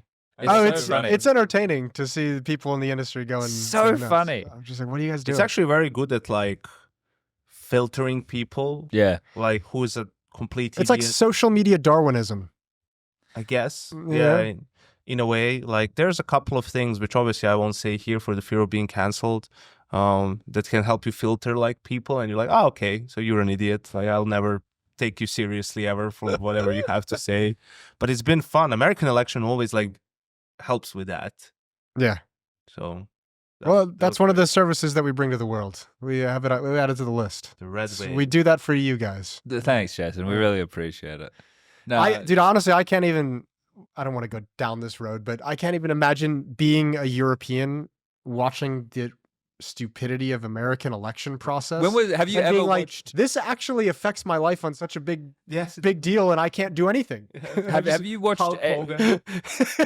Brother. Have you? If I asked you who the Or Megan Thee Stallion. Oh yeah, that was Like, good. the fuck was it? when was the last election in Germany? You wouldn't have any idea. I have no The idea. same with the UK have or anything no like clue. that. But because one of America's greatest exports is entertainment, the whole thing, like even, you know what's wild to me, and we shouldn't go down this road because we're gonna Second get time we've said that. attacked. Let's We're keep gonna get going. attacked by fucking bots and When shit. I say it, that's when we're going to get I know, that's what it's a real. Why do you guys have the election on a Tuesday in the middle of the week? Like, I'm not putting it on you like you have the answer for it, but wouldn't it just make so much more sense to have it on the weekend or do a public holiday for it or something? The public holiday is a conversation that's been brought up many times about Okay. making election day a public Wouldn't it be holiday. great? Everyone celebrates. We're going out. We're 'Cause voting. there are people in the States who cannot vote because they have to be at work. Of course, and they're probably their bosses are dicks and Although stuff. I'll say in Michigan, I live in Michigan, obviously, and we had 10 days of early voting leading up to the election. I could have voted for Is like that 2 not weeks. countrywide or anything? I don't think so. I think it depends on local laws and regulations. Interesting. Anyway, I don't really care. It's just I find it funny Or how you don't need your ID to vote, in some places, not in all places. but you needed to buy a beer. Well, yeah, no, beers are pretty good, Yanko. You know, of course you got to show your ID for that. It's so wild to me how, like, you know, when you say something, obviously you only learned about that like whenever, like a couple of the last elections, and it's some things that you take for granted that are in your country, and you hear about something like it's like, what the fuck are these guys doing? Like, this doesn't make. I have an answer for you, Chad, About the Tuesday. about the Tuesday. Is it always Tuesday? So in 1845, it was a great year. Okay. Yeah, there was a law passed that standardized election days by state. They used to be different days for different states, and they brought it all to the same day for every state. Okay. Very agrarian society, as you can imagine back then. So a lot Yeah. of farmers, a lot of countryside. Yeah, a lot less people. So November was a good time because the harvesting season is over. It's done. It's getting colder, not as much work. So they have a little bit more access. And then Sunday is obviously taken up by the devout Christians. So they can't now by really do the a NFL. Sunday. Wednesday was a market day when farmers sold their crops. What about Saturday? I didn't read about Saturday. Let me get there. No good answer for you. They don't say anything about Saturday. So okay, that's fine. No, but people work on Saturdays too. Yeah. Yeah. Especially if you're a farmer. No, but There's it's no good, days it's good off to when know you're a that it is based in ancient history. So that's good. Do you know? Hard life. Do you know in Australia when it's election time, if you don't vote, you get fined. Really? Yeah. Yeah, but isn't it like $1 or It's something? like $20 is fuck all. Yeah. Okay. Yeah. It's That's still kind of cool. yes, but I imagine people would like. There's an argument to be made. Like, should everybody vote? No, there's a lot of idiots out there. Well, I think that's an interesting one because I would say no, but the problem, like, if you're illiterate, you shouldn't be allowed to. I don't vote If you in don't have, Malta, like- and that's Boys, a good can I thing. just say one thing really quick? Yeah. We shouldn't go down this road. Okay, should we get off the road? We should not. Yeah, we should. We let's can take get a off the different road. Let's take the Do a exit. separate episode just for the Discord members. Talking about fuck's sake. U.S. politics. I just want it for the record, right? I don't care. I just find it hilarious. Yeah. Yeah. That's okay. I care. Okay, Everything in life is politics. Yeah. Taxes you pay, politics. that's why I live in Malta. Price of food, politics. Price of housing, politics. Jason, anything Counter-Strike related? There? Internet speed, politics. This is the first You got anything time. you can hold a Counter-Strike event in your country? Politics. Take your time. Take your time. Jason, now hit the red button. This is the first time since I was 15 years old that I won't be watching Forrest play professional Counter-Strike. I actually that's a like the good segue. topic. Good segue from Yeah. politics to Forest. 22 years I've been watching Forrest play professional Counter-Strike. Yeah, he's without a doubt Hall of Famer. He's a Mount Rushmore. He's arguably for people the 1.6 GOAT. It's either him or Neo. It's those two without a He's doubt. an easy Mount Rushmore as well. It's just like not even a conversation. oh. Throw him up there. Like, I think his contributions to Counter-Strike in terms of the things that he was doing within the game are mental. Like, amazing player and nice guy too. So, you know. Yeah, lovely. I like the fact that I think it was probably different for you because you get to have a little bit more interaction with like the Europeans and stuff when you were playing CS on the come up, but it wasn't that way for like me. Yeah. We were so isolated and you would just watch these guys from home and then, you know, meeting them and it's kind of wild, like to think. And I think it also helps to encompass the kind of sheer mark that Counter-Strike's had over this last, because he's the player he wasn't involved in it from the very beginning, guys. Like there was a generation that came before Forest, right?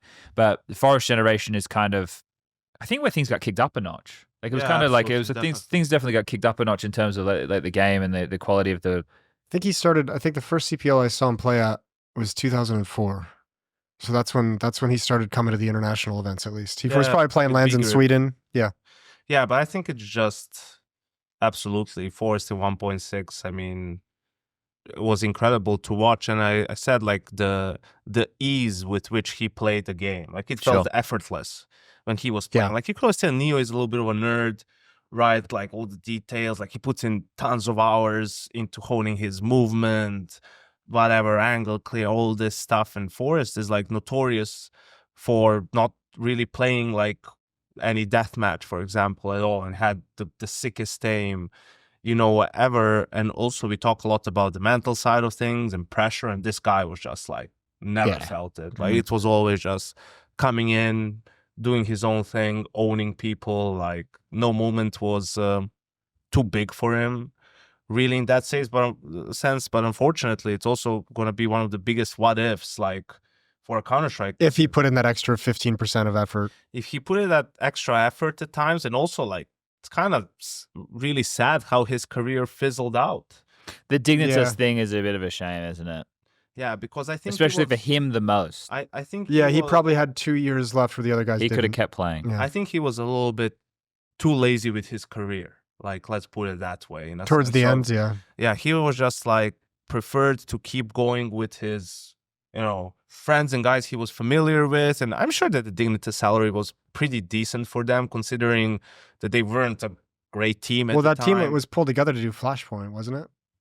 Because that Dignitas was a member of the Flashpoint team. I think so. Probably, yeah. But, you see, like, for example, a guy like Crims still doing it in Fnatic, and sure, Fnatic obviously isn't what it used to be, but then you're thinking like, Forrest, especially with so many international teams, and his English is great, obviously, is like he could have definitely had a spot, on a team. And then this is also the problem once you go to Dignitas, which was like 5 years ago at this point, pretty much. It was like towards the end of 2019, I think. Yeah, it was like right at the start of COVID or something like that. Yeah, it's like once you get into that tier of Counter-Strike and you sort of get stuck in there, is like there's no way out. You're going to like stagnate or probably even deteriorate in your game. And whereas in which he went to, I don't know, at the time, I don't believe he could have like joined a team like FaZe. He could have tried like a lower tier 1 team, right? Like the kind of gatekeeper teams.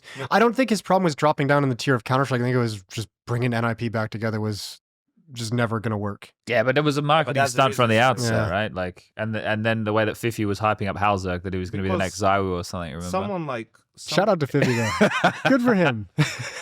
Because guys like Nico and Simple and this newer generation, like Nico is probably one of the first guys that's obviously really talented, and he came onto the scene, but has been like working hard on his game like throughout his career. So like Nico, Simple, if he turns out that he's back, like some of these guys are going to be like, don't get him started, Yanka.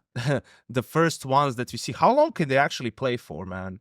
Like you have fucking Fernando Alonso, he's 44, 45, like still driving Formula One. If we're talking about reflexes and hand-eye coordination, you had Tom fucking Brady win a Super Bowl when he was like 43, 44 years old in a sport as physical and as violent as the NFL. So what's preventing a guy to play fucking video games until he's 45 on a high level? Yeah.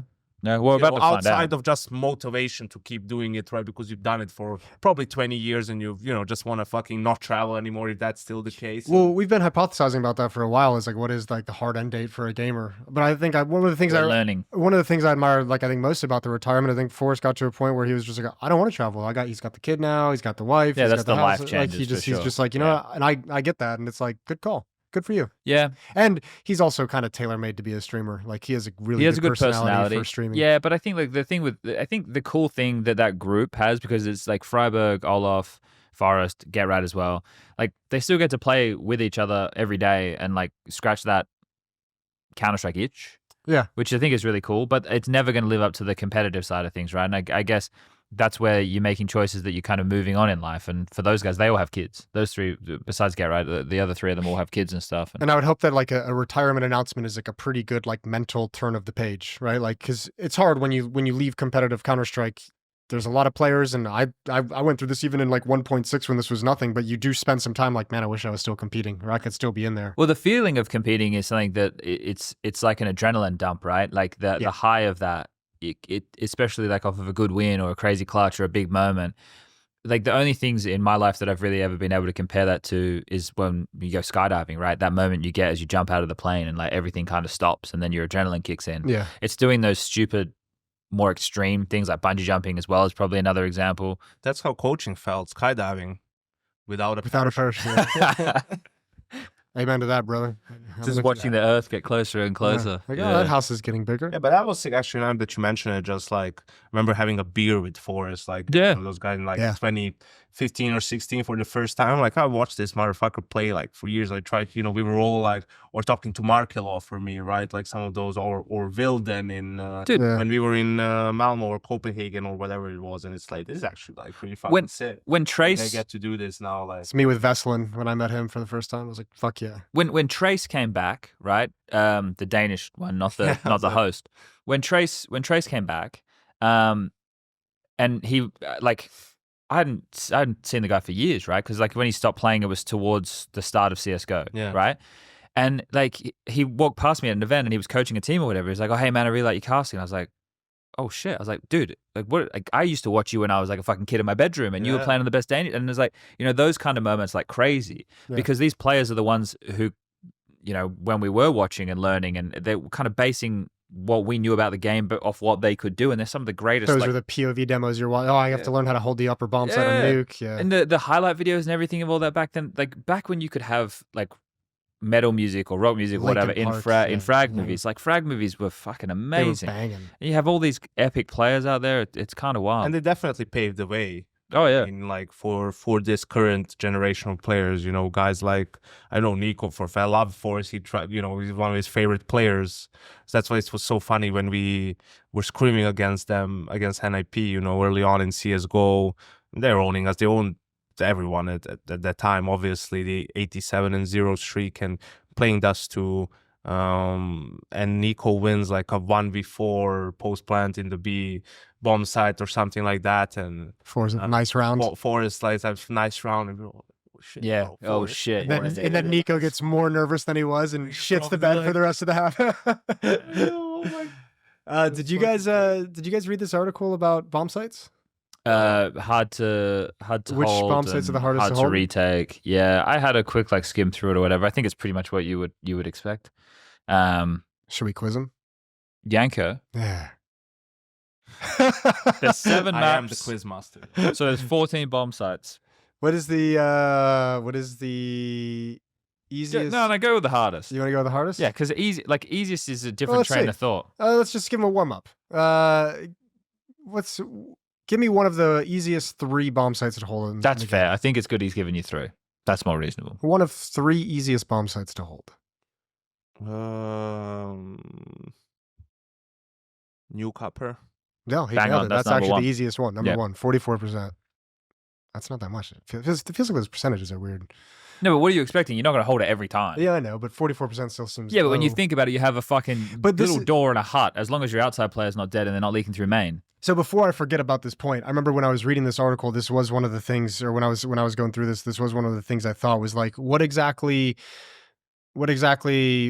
rounds are like filtering into this percentage? Because like, there's one thing of perfect stat. There's one thing of like holding an upper execute on nuke at that bomb site. Rush but then like if it's 30 seconds left in the round and 2 people are walking out squeak doors, that counting as like you're not holding. Or yeah, like, right. Is it I don't know. I think in that one they were using like Skybox Edge, so that was just gun rounds that they were looking at. Yeah, they were. And you can probably filter as well into like terms of what time within the rounds these things are happening too. Right, like also that's also what would you define? Is it like still not holding the bomb site if it's a 3v3 and you're on up? I mean, that's what makes it also difficult. Is not holding it like 2v4, but holding it like 1v3. Like when it's mid, it's like, oh, you have to worry about all this different shit. There's nowhere to kind of stand. What was the go with the Anubis stuff, right? One of them was like quite hard to hold but easy to retake. That's the B bomb site. Yeah. Yeah. Like the B bomb site on Anubis. Or was it the A bomb site? was it A? Because I think B was actually B is hard to hold, hard to retake. No? I think A is hard to hold. No. Easy to retake. hard holds, hard retakes. Anubis B Yeah. bomb site. Yeah. I mean, easier holds, hard retakes. Where's Anubis? Where's the other Anubis bomb site? I think in general that's like the logical way to same look. thing. If a bomb site is hard to take, it should be hard to retake as well because just the teams are flipped. Like basically the CTs Had become less the team. utility.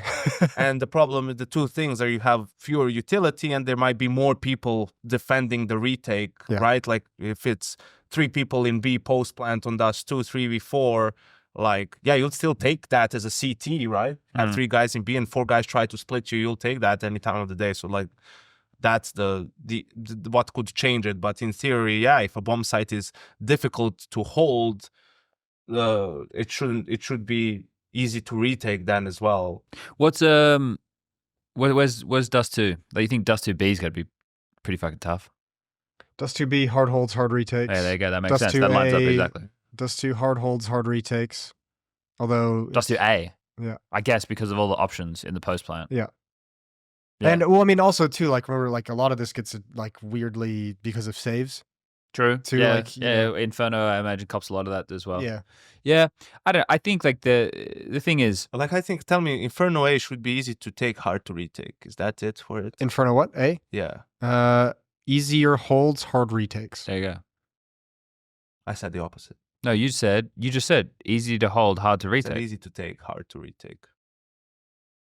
To take, like for the What did I teams just to say? take it. What did I just say? He said easy to hold, hard to take, hard to retake. I don't know if it's fucking. But then wait, no. words to say. Oh, All right, boys. Wait, Yeah. wait, yeah. You're right. Yeah. Yeah, okay, let's There try you go. this again. Right. Yanko thinks it's so yeah, by this because we're going. So you would say it's hard to hold. Hard to hold, easy to retake. Yeah, but These can't be easy to retake. The Inferno A site, easy to retake. No, I'm looking at you. It's no, not. no. That's what you just said. No, I said hard to hold. You have no idea what you fucking said. Neither of you have any idea what Yanko said 30 seconds ago. That happened so fast. Shit. All right, we need to leave in like No, Yeah, yeah, 50 I meant minutes. It's hard to hold, hard to retake.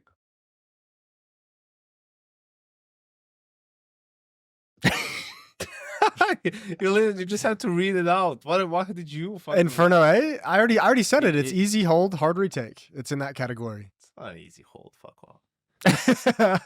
It is on the lower end of the holding success and the higher end of the That's something you I don't hold know. right here. This is really good without any like visual representation I for know. the people at home. This is what I hate doing the most, actually. Yeah. Well, should we just like how long have we been going for? Like an hour and 30, hour and 40, Okay, hour and 32. that's pretty Yeah, We good. we're have good. anything better to do, but it feels like we don't have anything else to talk about either. No. Well, like because we're not talking about Europe, right? So like, but We you didn't could talk we could talk World about finals. yeah, we could talk about Blast. Okay.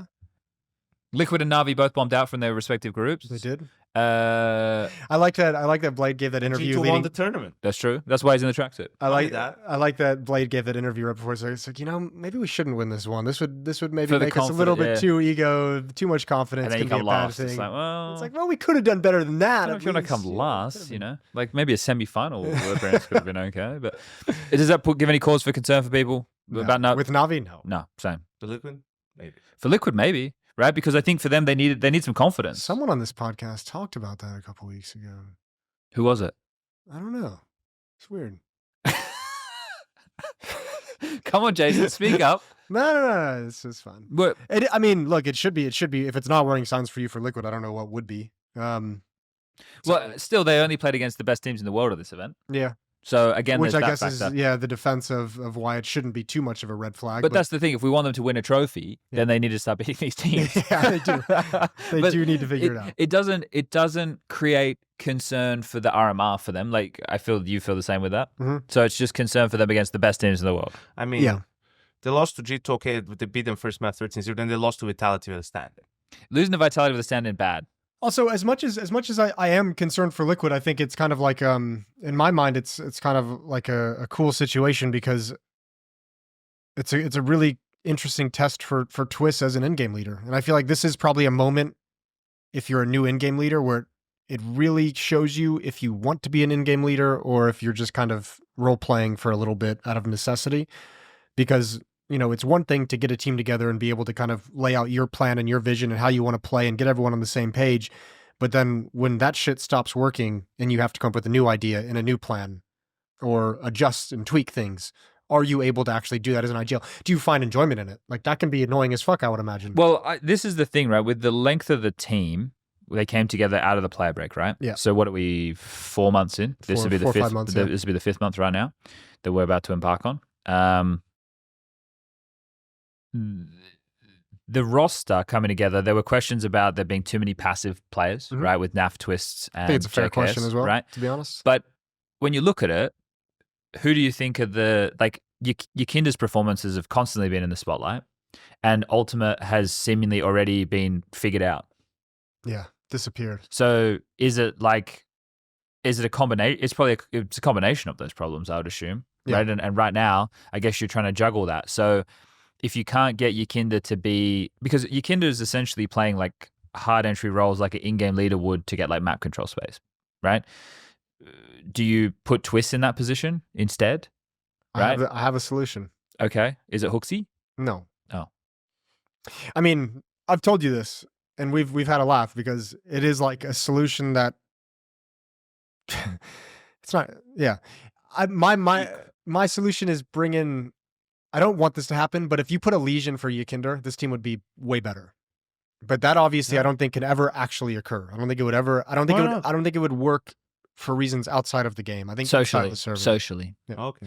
And it's not even that they like don't like each other. I think it would probably be really hard to rejoin this team as the star player for years, and then all of a sudden have Twist be your IGL. I think that would have to be a weird environment. I don't know if Twist would he want to bring in that? Would he want to go that route? It would make him fully American. Then I'd be on board. I think it would make the team unquestionably better. But okay, so then you're outlining Yakinda as a very big issue, or a Liege potentially as the solution. But what do you do about Ultimate, who, like I said, has seemingly been figured out? Like, he's someone who's not, like, in the beginning, I was like, yeah, you don't want to chain your young AWPer. You want to give him the opportunities to go for these peaks and set the tempo in the game. But if you're doing it all the time and you're not finding success, like, that's a bit of a problem. I think Liquid's pistol rounds are really shit too. Yeah, they have been. Yeah.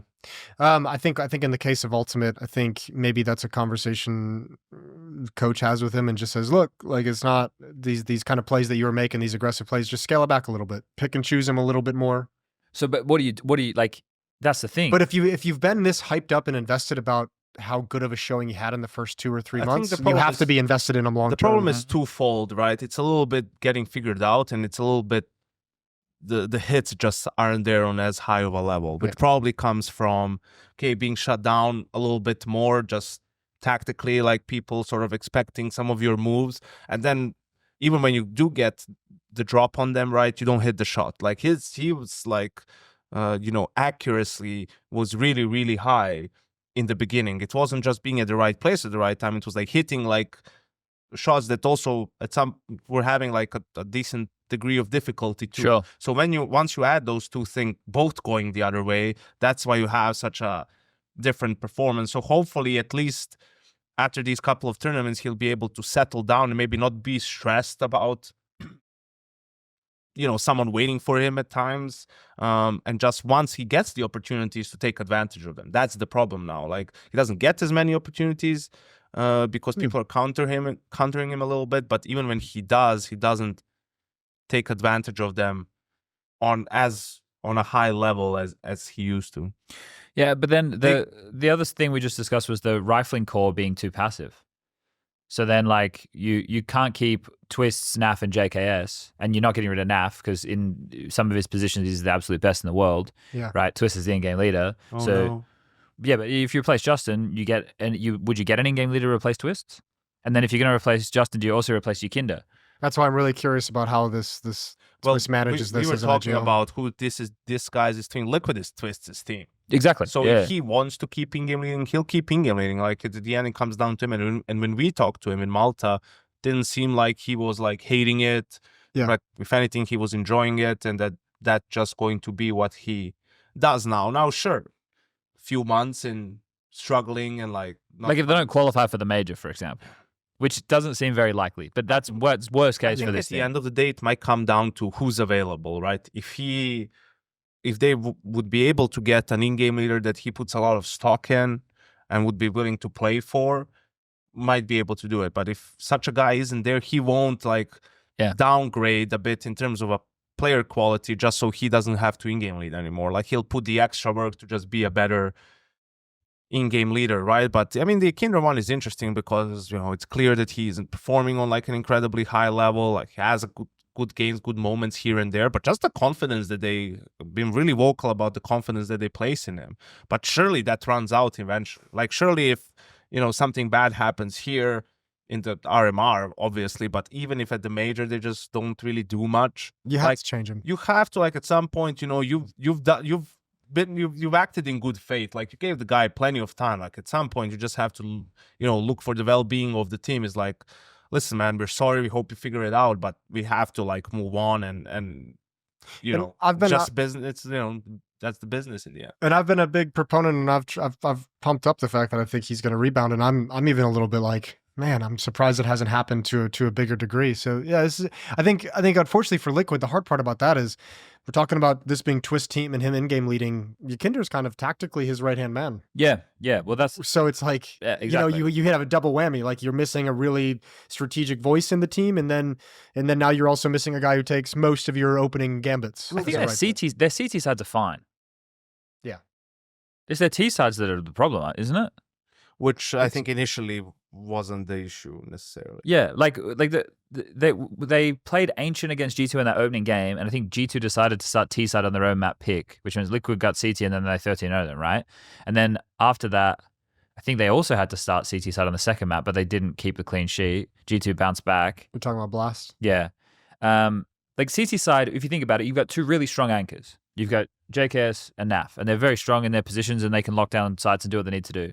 You've got Twist who's going to act as a rotating player. Like he's filling the position on the CT sides that I was talking about, like an Alexi or Apex would, for example, and that's great. That's some of those positions is what a Nico would do when you're looking at a G2.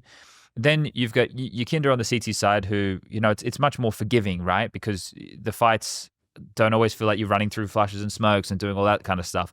And then Ultimate on the AWP, it doesn't have to be going for the picks all the time. I don't think it plays as big of a detriment.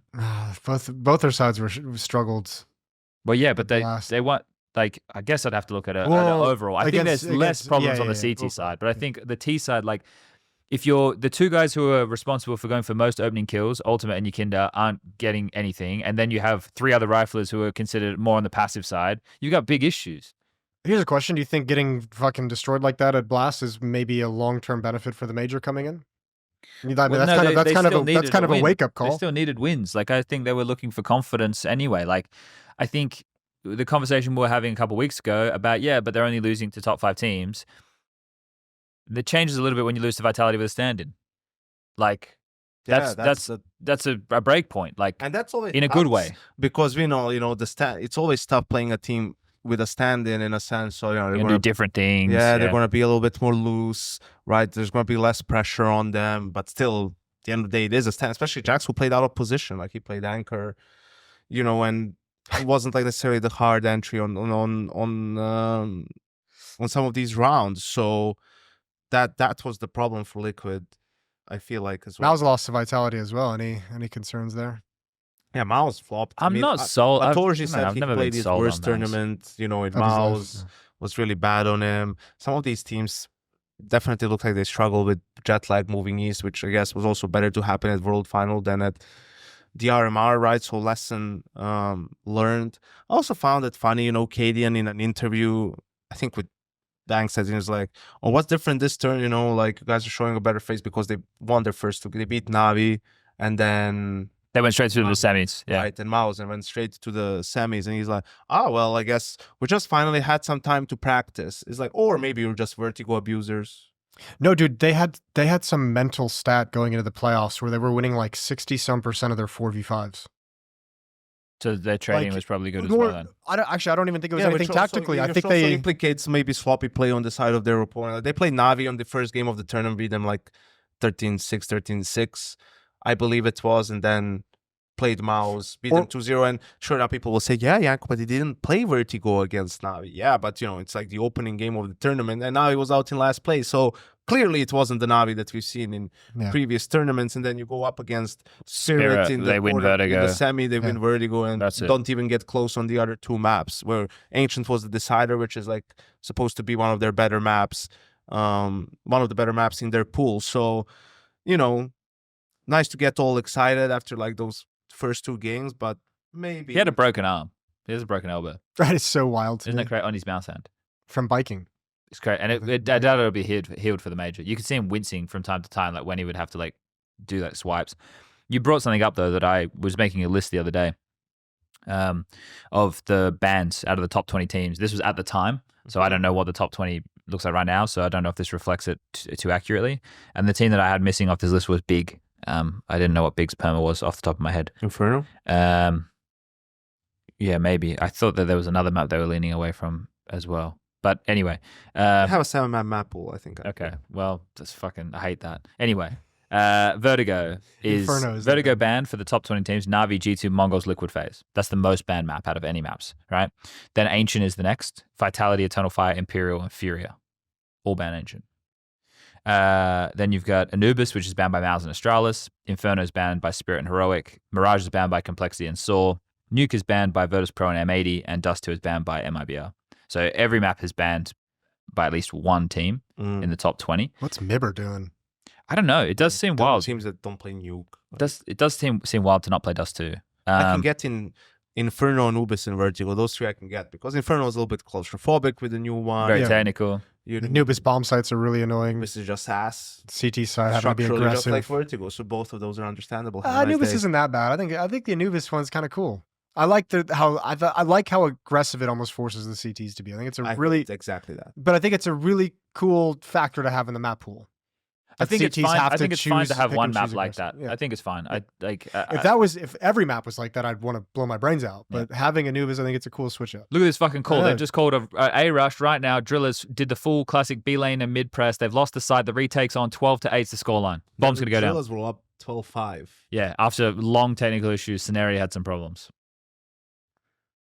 5v5 retake on the A site. Oh, these smokes though. They're gonna go for this? So something that gets highlighted with Na'Vi in this situation is like they always retake the A site like really aggressively. Yeah, they're really always quick. pushing. Like this. They flash over and they run through. These guys are just walking through smokes. I love watching Na'Vi retake the A bomb site here, because it's just like they throw like 2 or 3 bodies at it. Funnel. Yeah, and they're like, oh, if it doesn't pan out, we just back off. But obviously it works. Well, that was terrible toolbox positioning. What was that about? Why were you even crouching there? And your molly was meant to bounce to go site, I imagine. Doesn't matter. They win the round. Yeah, they won the round. Let's go, Lin Vision. Yeah, here we go. The comeback is on. I'm good. Well, we've got to let Yanko talk about G2. He wore the matching tracksuit, so we got to let him talk about it. We don't talk about G2 that often, so take it away. You have the floor. I mean, not too much to say. I think. Well, yeah. What do you want? Like, I mean, against Spirit, they played really well in the final. Like, they were flowing, they were gaming. Like, the calling everything was just. But it was like when they won 4 finals. Same kind of thing, right? Yeah. What? Like the similar kind of thing as when they won the 4 finals. I guess, yeah. I think also, individuals, strong performances. Obviously, Monacy absolutely incredible. Hunter dicked them on Dust 2. When Hunter's having a good game, you know you're in trouble. Yeah, had all of that. True. I think only it was like in the semis against Vitality. Was when there were definitely a couple of rounds where I was like scratching my head, like, what are they doing? Just tactically, this is just like really some moments of indecision, really bad. I remember a round on Dust 2. They want to go B. They open heavy B. They probably want to do a B pop or something. They get blocked, and they only had one guy outside long, but they don't go back to smoke Xbox, smoke doors, take cat, like just check for something, put some pressure. They don't put the pressure, anywhere else on the map. Actually, no, this is what happened. They didn't get blocked immediately. They went for the peaks. They get 2-for-1. No, they have a 1-for-1 trade, and Monesi legs a guy. So Monesi legged a guy. He didn't get an assist on the kill feed. So they saw both B players because they double peaked. So there's like, you killed one B guy, the other guy is legged. So sure, you might think, who knows, maybe there's a third guy there. That's why they did an aggressive play. So Snags didn't call for them to speed up. They backed off. And at that point, they don't go anywhere else and then don't put pressure anywhere else on the map. What Vitality did during that time was that they like cheated 2 more players over. Like they had 1 more guy in B. And they ended B. Crossed They ended to B. B. And Yeah, the third yeah. guy I was remember the mid round. to B watching mid, right? Like they were weak on A because G2 didn't put any pressure, right? G2 just, it seemed like they want to go back to T-spawn and they like went back. They into cancelled. the tunnels, Yeah. just delayed, sort of executed B without putting any pressure anywhere else on the map. And, Vitality just mopped up and won the round. It was like I think a recent or an important round or something like that. And I'm like, how can you play like how? But that shit happened in Rio too. Remember, like they did the upper tunnels like against the anti-eco or whatever. So and there was one more on Mirage that I can't remember exactly. But for example, you saw none of that in the Spirit game. Like, in the Spirit game on Mirage, defaults the first couple of rounds worked well. Maybe 1-1, lost 1, then a great momentum change to do DA execute. Right, it was just like by the book, made a lot of sense. So maybe it was just a little bit of an off game for them in the semis in terms of that. And also, like, sure, they won the tournament, but if you want to be critical of them, you can say they beat Spirit 2 times, who they beat all Vitality the time. with They a beat stand-in. Vitality with a stand-in, and Liquid, who was out in last place. So, didn't have to play Navi, who was the bane of their existence. FaZe, so and so in terms of the matchup. Mal, I didn't meet any of these other teams, which, you only play the teams that are in front of you, but in front of them were the teams that they like to play against. And we know definitely now that, like, well, we already were talking about like it's done. The last dance, though, is we're bringing that term back thanks to Petza. We'll talk about it, but I want to mention one more thing before that first. Some guy made a thread on Reddit like to defend Snags, and this was a wild stat that I didn't even realize. So ever since Snags... Shout out to a random guy. Ever since Snags joined, G2 hasn't lost to FaZe, hasn't lost to Vitality, or maybe lost to Vitality 1 time, hasn't lost to Spirit, only lost to Navi out of the and they beat them the last time they played, I'm pretty sure. Yeah, they beat them in fall finals. Yes. Right? So was it? So that's I like, think if you look at the track record against the top 5 teams, that's like that's pretty baller. Yeah. pretty sick. So you're criticizing like this and all this stuff, and it's like, well, just look at the track record. And I know I say, yeah, they've had like the good play, but the eye test isn't there. It isn't necessarily. I think that grand final was the best they've looked. Okay, overall. Against Spirit, but probably the fact that it's Spirit and they have extra confidence against them and they're comfortable, right? Which they've been vocal about, and also been vocal how uncomfortable playing Navi makes them. Sometimes, that all plays into that conversation. I was a little bit mad at Snacks. You were mad at him? Yeah. Why? Just because of a headline. I didn't like the headline. That Reddit post about his like Polish interview, these experts don't know shit, about like criticizing Taz. Yeah, but all and I was like, I'm that. pretty sure most of the experts have been pretty... I think he probably he sees something from, I don't know, some show out there, and a guy just having like he saw an offhand comment and it's just a generalized But most statement. players feel that way. Yeah, I know. Because I think, for example, I've personally been very vocal about, because he's talking mostly about the timeouts with Taz and the listen-ins and all of that stuff, which I've definitely made a fucking case of talking like in favor of Taz in that sense. It's like kind of it's an unfair microscope to put on exactly Taz, like the way he's being portrayed is like really unfair. So I don't think necessarily that's... I think G2's fine. It just is like it's a dead roster. Yeah. Right, in its entirety. And they're just that team that shows up to an event and you see what you're going to get at that event. Yeah. And you're like, oh, they look good. But they make playoffs all the time. But the reason for that is because Nico is a guy who's not going to just show up. Like, no, he's not coasting. He wants to win. He's a competitor. He's a guy that's putting in the same amount of like effort and has the same drive to win every tournament like he had, 6 months ago when he was still on the team. And Absolutely. Monacy's fired up as well. there's He's some- always like, I'm not happy. I there's- want more. There's something that I like. Yeah, of course. Like, I think that there was moments, and we discussed this a while ago about it, where Snacks didn't look confident in some of the positions he was playing. Like the decisions looked a little bit wrong. It didn't look that way at this event. Like he definitely looked like he was playing with a bit more confidence. And if he wins a clutch or has a couple of kills on a pistol round, the impact of that is great. Yeah. I think something that I didn't necessarily factor in is with the team that he has people who like to be vocal, right? Hunter does the pistols. Nico's going to be saying a lot. Monacy's going to be saying a lot. I'm sure Hunter's speaking a lot mid-round as well in certain scenarios. But I remember this from when I was in game leading. You might get that one game, but you don't get that the next game. And you're sitting there as the leader, right? Because you want to give, especially with good players, you want to give them enough like tether, right? So they can do what they want to do. But then when you go into a match and they don't contribute, you're like, well, fuck. I guess like And it is now my job. you're thrown under the bus because Right? you have to like improvise on the moment where you're like, but these guys were doing everything Like, yesterday. and I was just like kind of making sure everyone's in the right place a little bit, right? And having to go from that and on and off, which you can't control because you don't know when it's going to happen. players of like Monacy and Nico's ability, when they're feeling the game, you trust them. Because there is a it's like they're plugged into the matrix. It's like Simple doing the crazy shit or Zywo doing that. It's like because they're so entrenched in understanding what's going to happen next that They're like feeling the game so well. Yeah. but then when that isn't happening, that's when it's hard for a leader to allow a team to be more free, right? Oh, game's over. Game's over. Drillers have done it.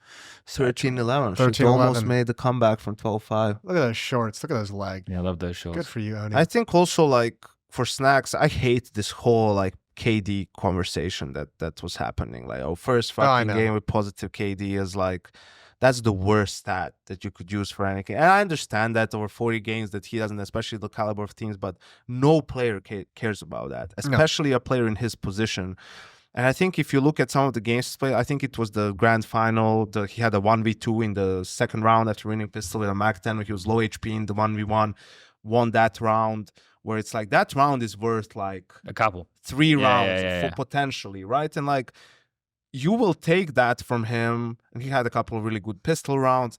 Like you'll take that from him over a kill round, or him having like rather than in a full gun round, he has 2 kills like solo anchoring the site or being, like as long as he gets like kills 1, dies, like that's what sort of is gonna happen, like in you certain have to look at the positions, big picture in the round and like, is he set up to like get kills in this round and then fails, or is he like doing the most with like minimum resources and just trying to make do while the play is being made somewhere else and all this stuff? And I'm like, as long as he does that, has a couple of those clutches, finds maybe an entry kill if he's like doing some aggressive stuff here and there, right? Like that's all you need from the guy. Like that's all there is to it, Yeah. And I feel like, sure, there have been tournaments where it was really bad and like he was struggling with confidence and couldn't find any impact. But I think at World Finals definitely had moments where looked more himself. he had good impact. And also, I mean, a case, if you want to talk about against G2 in a way, if you take out the 13-0 against Liquid,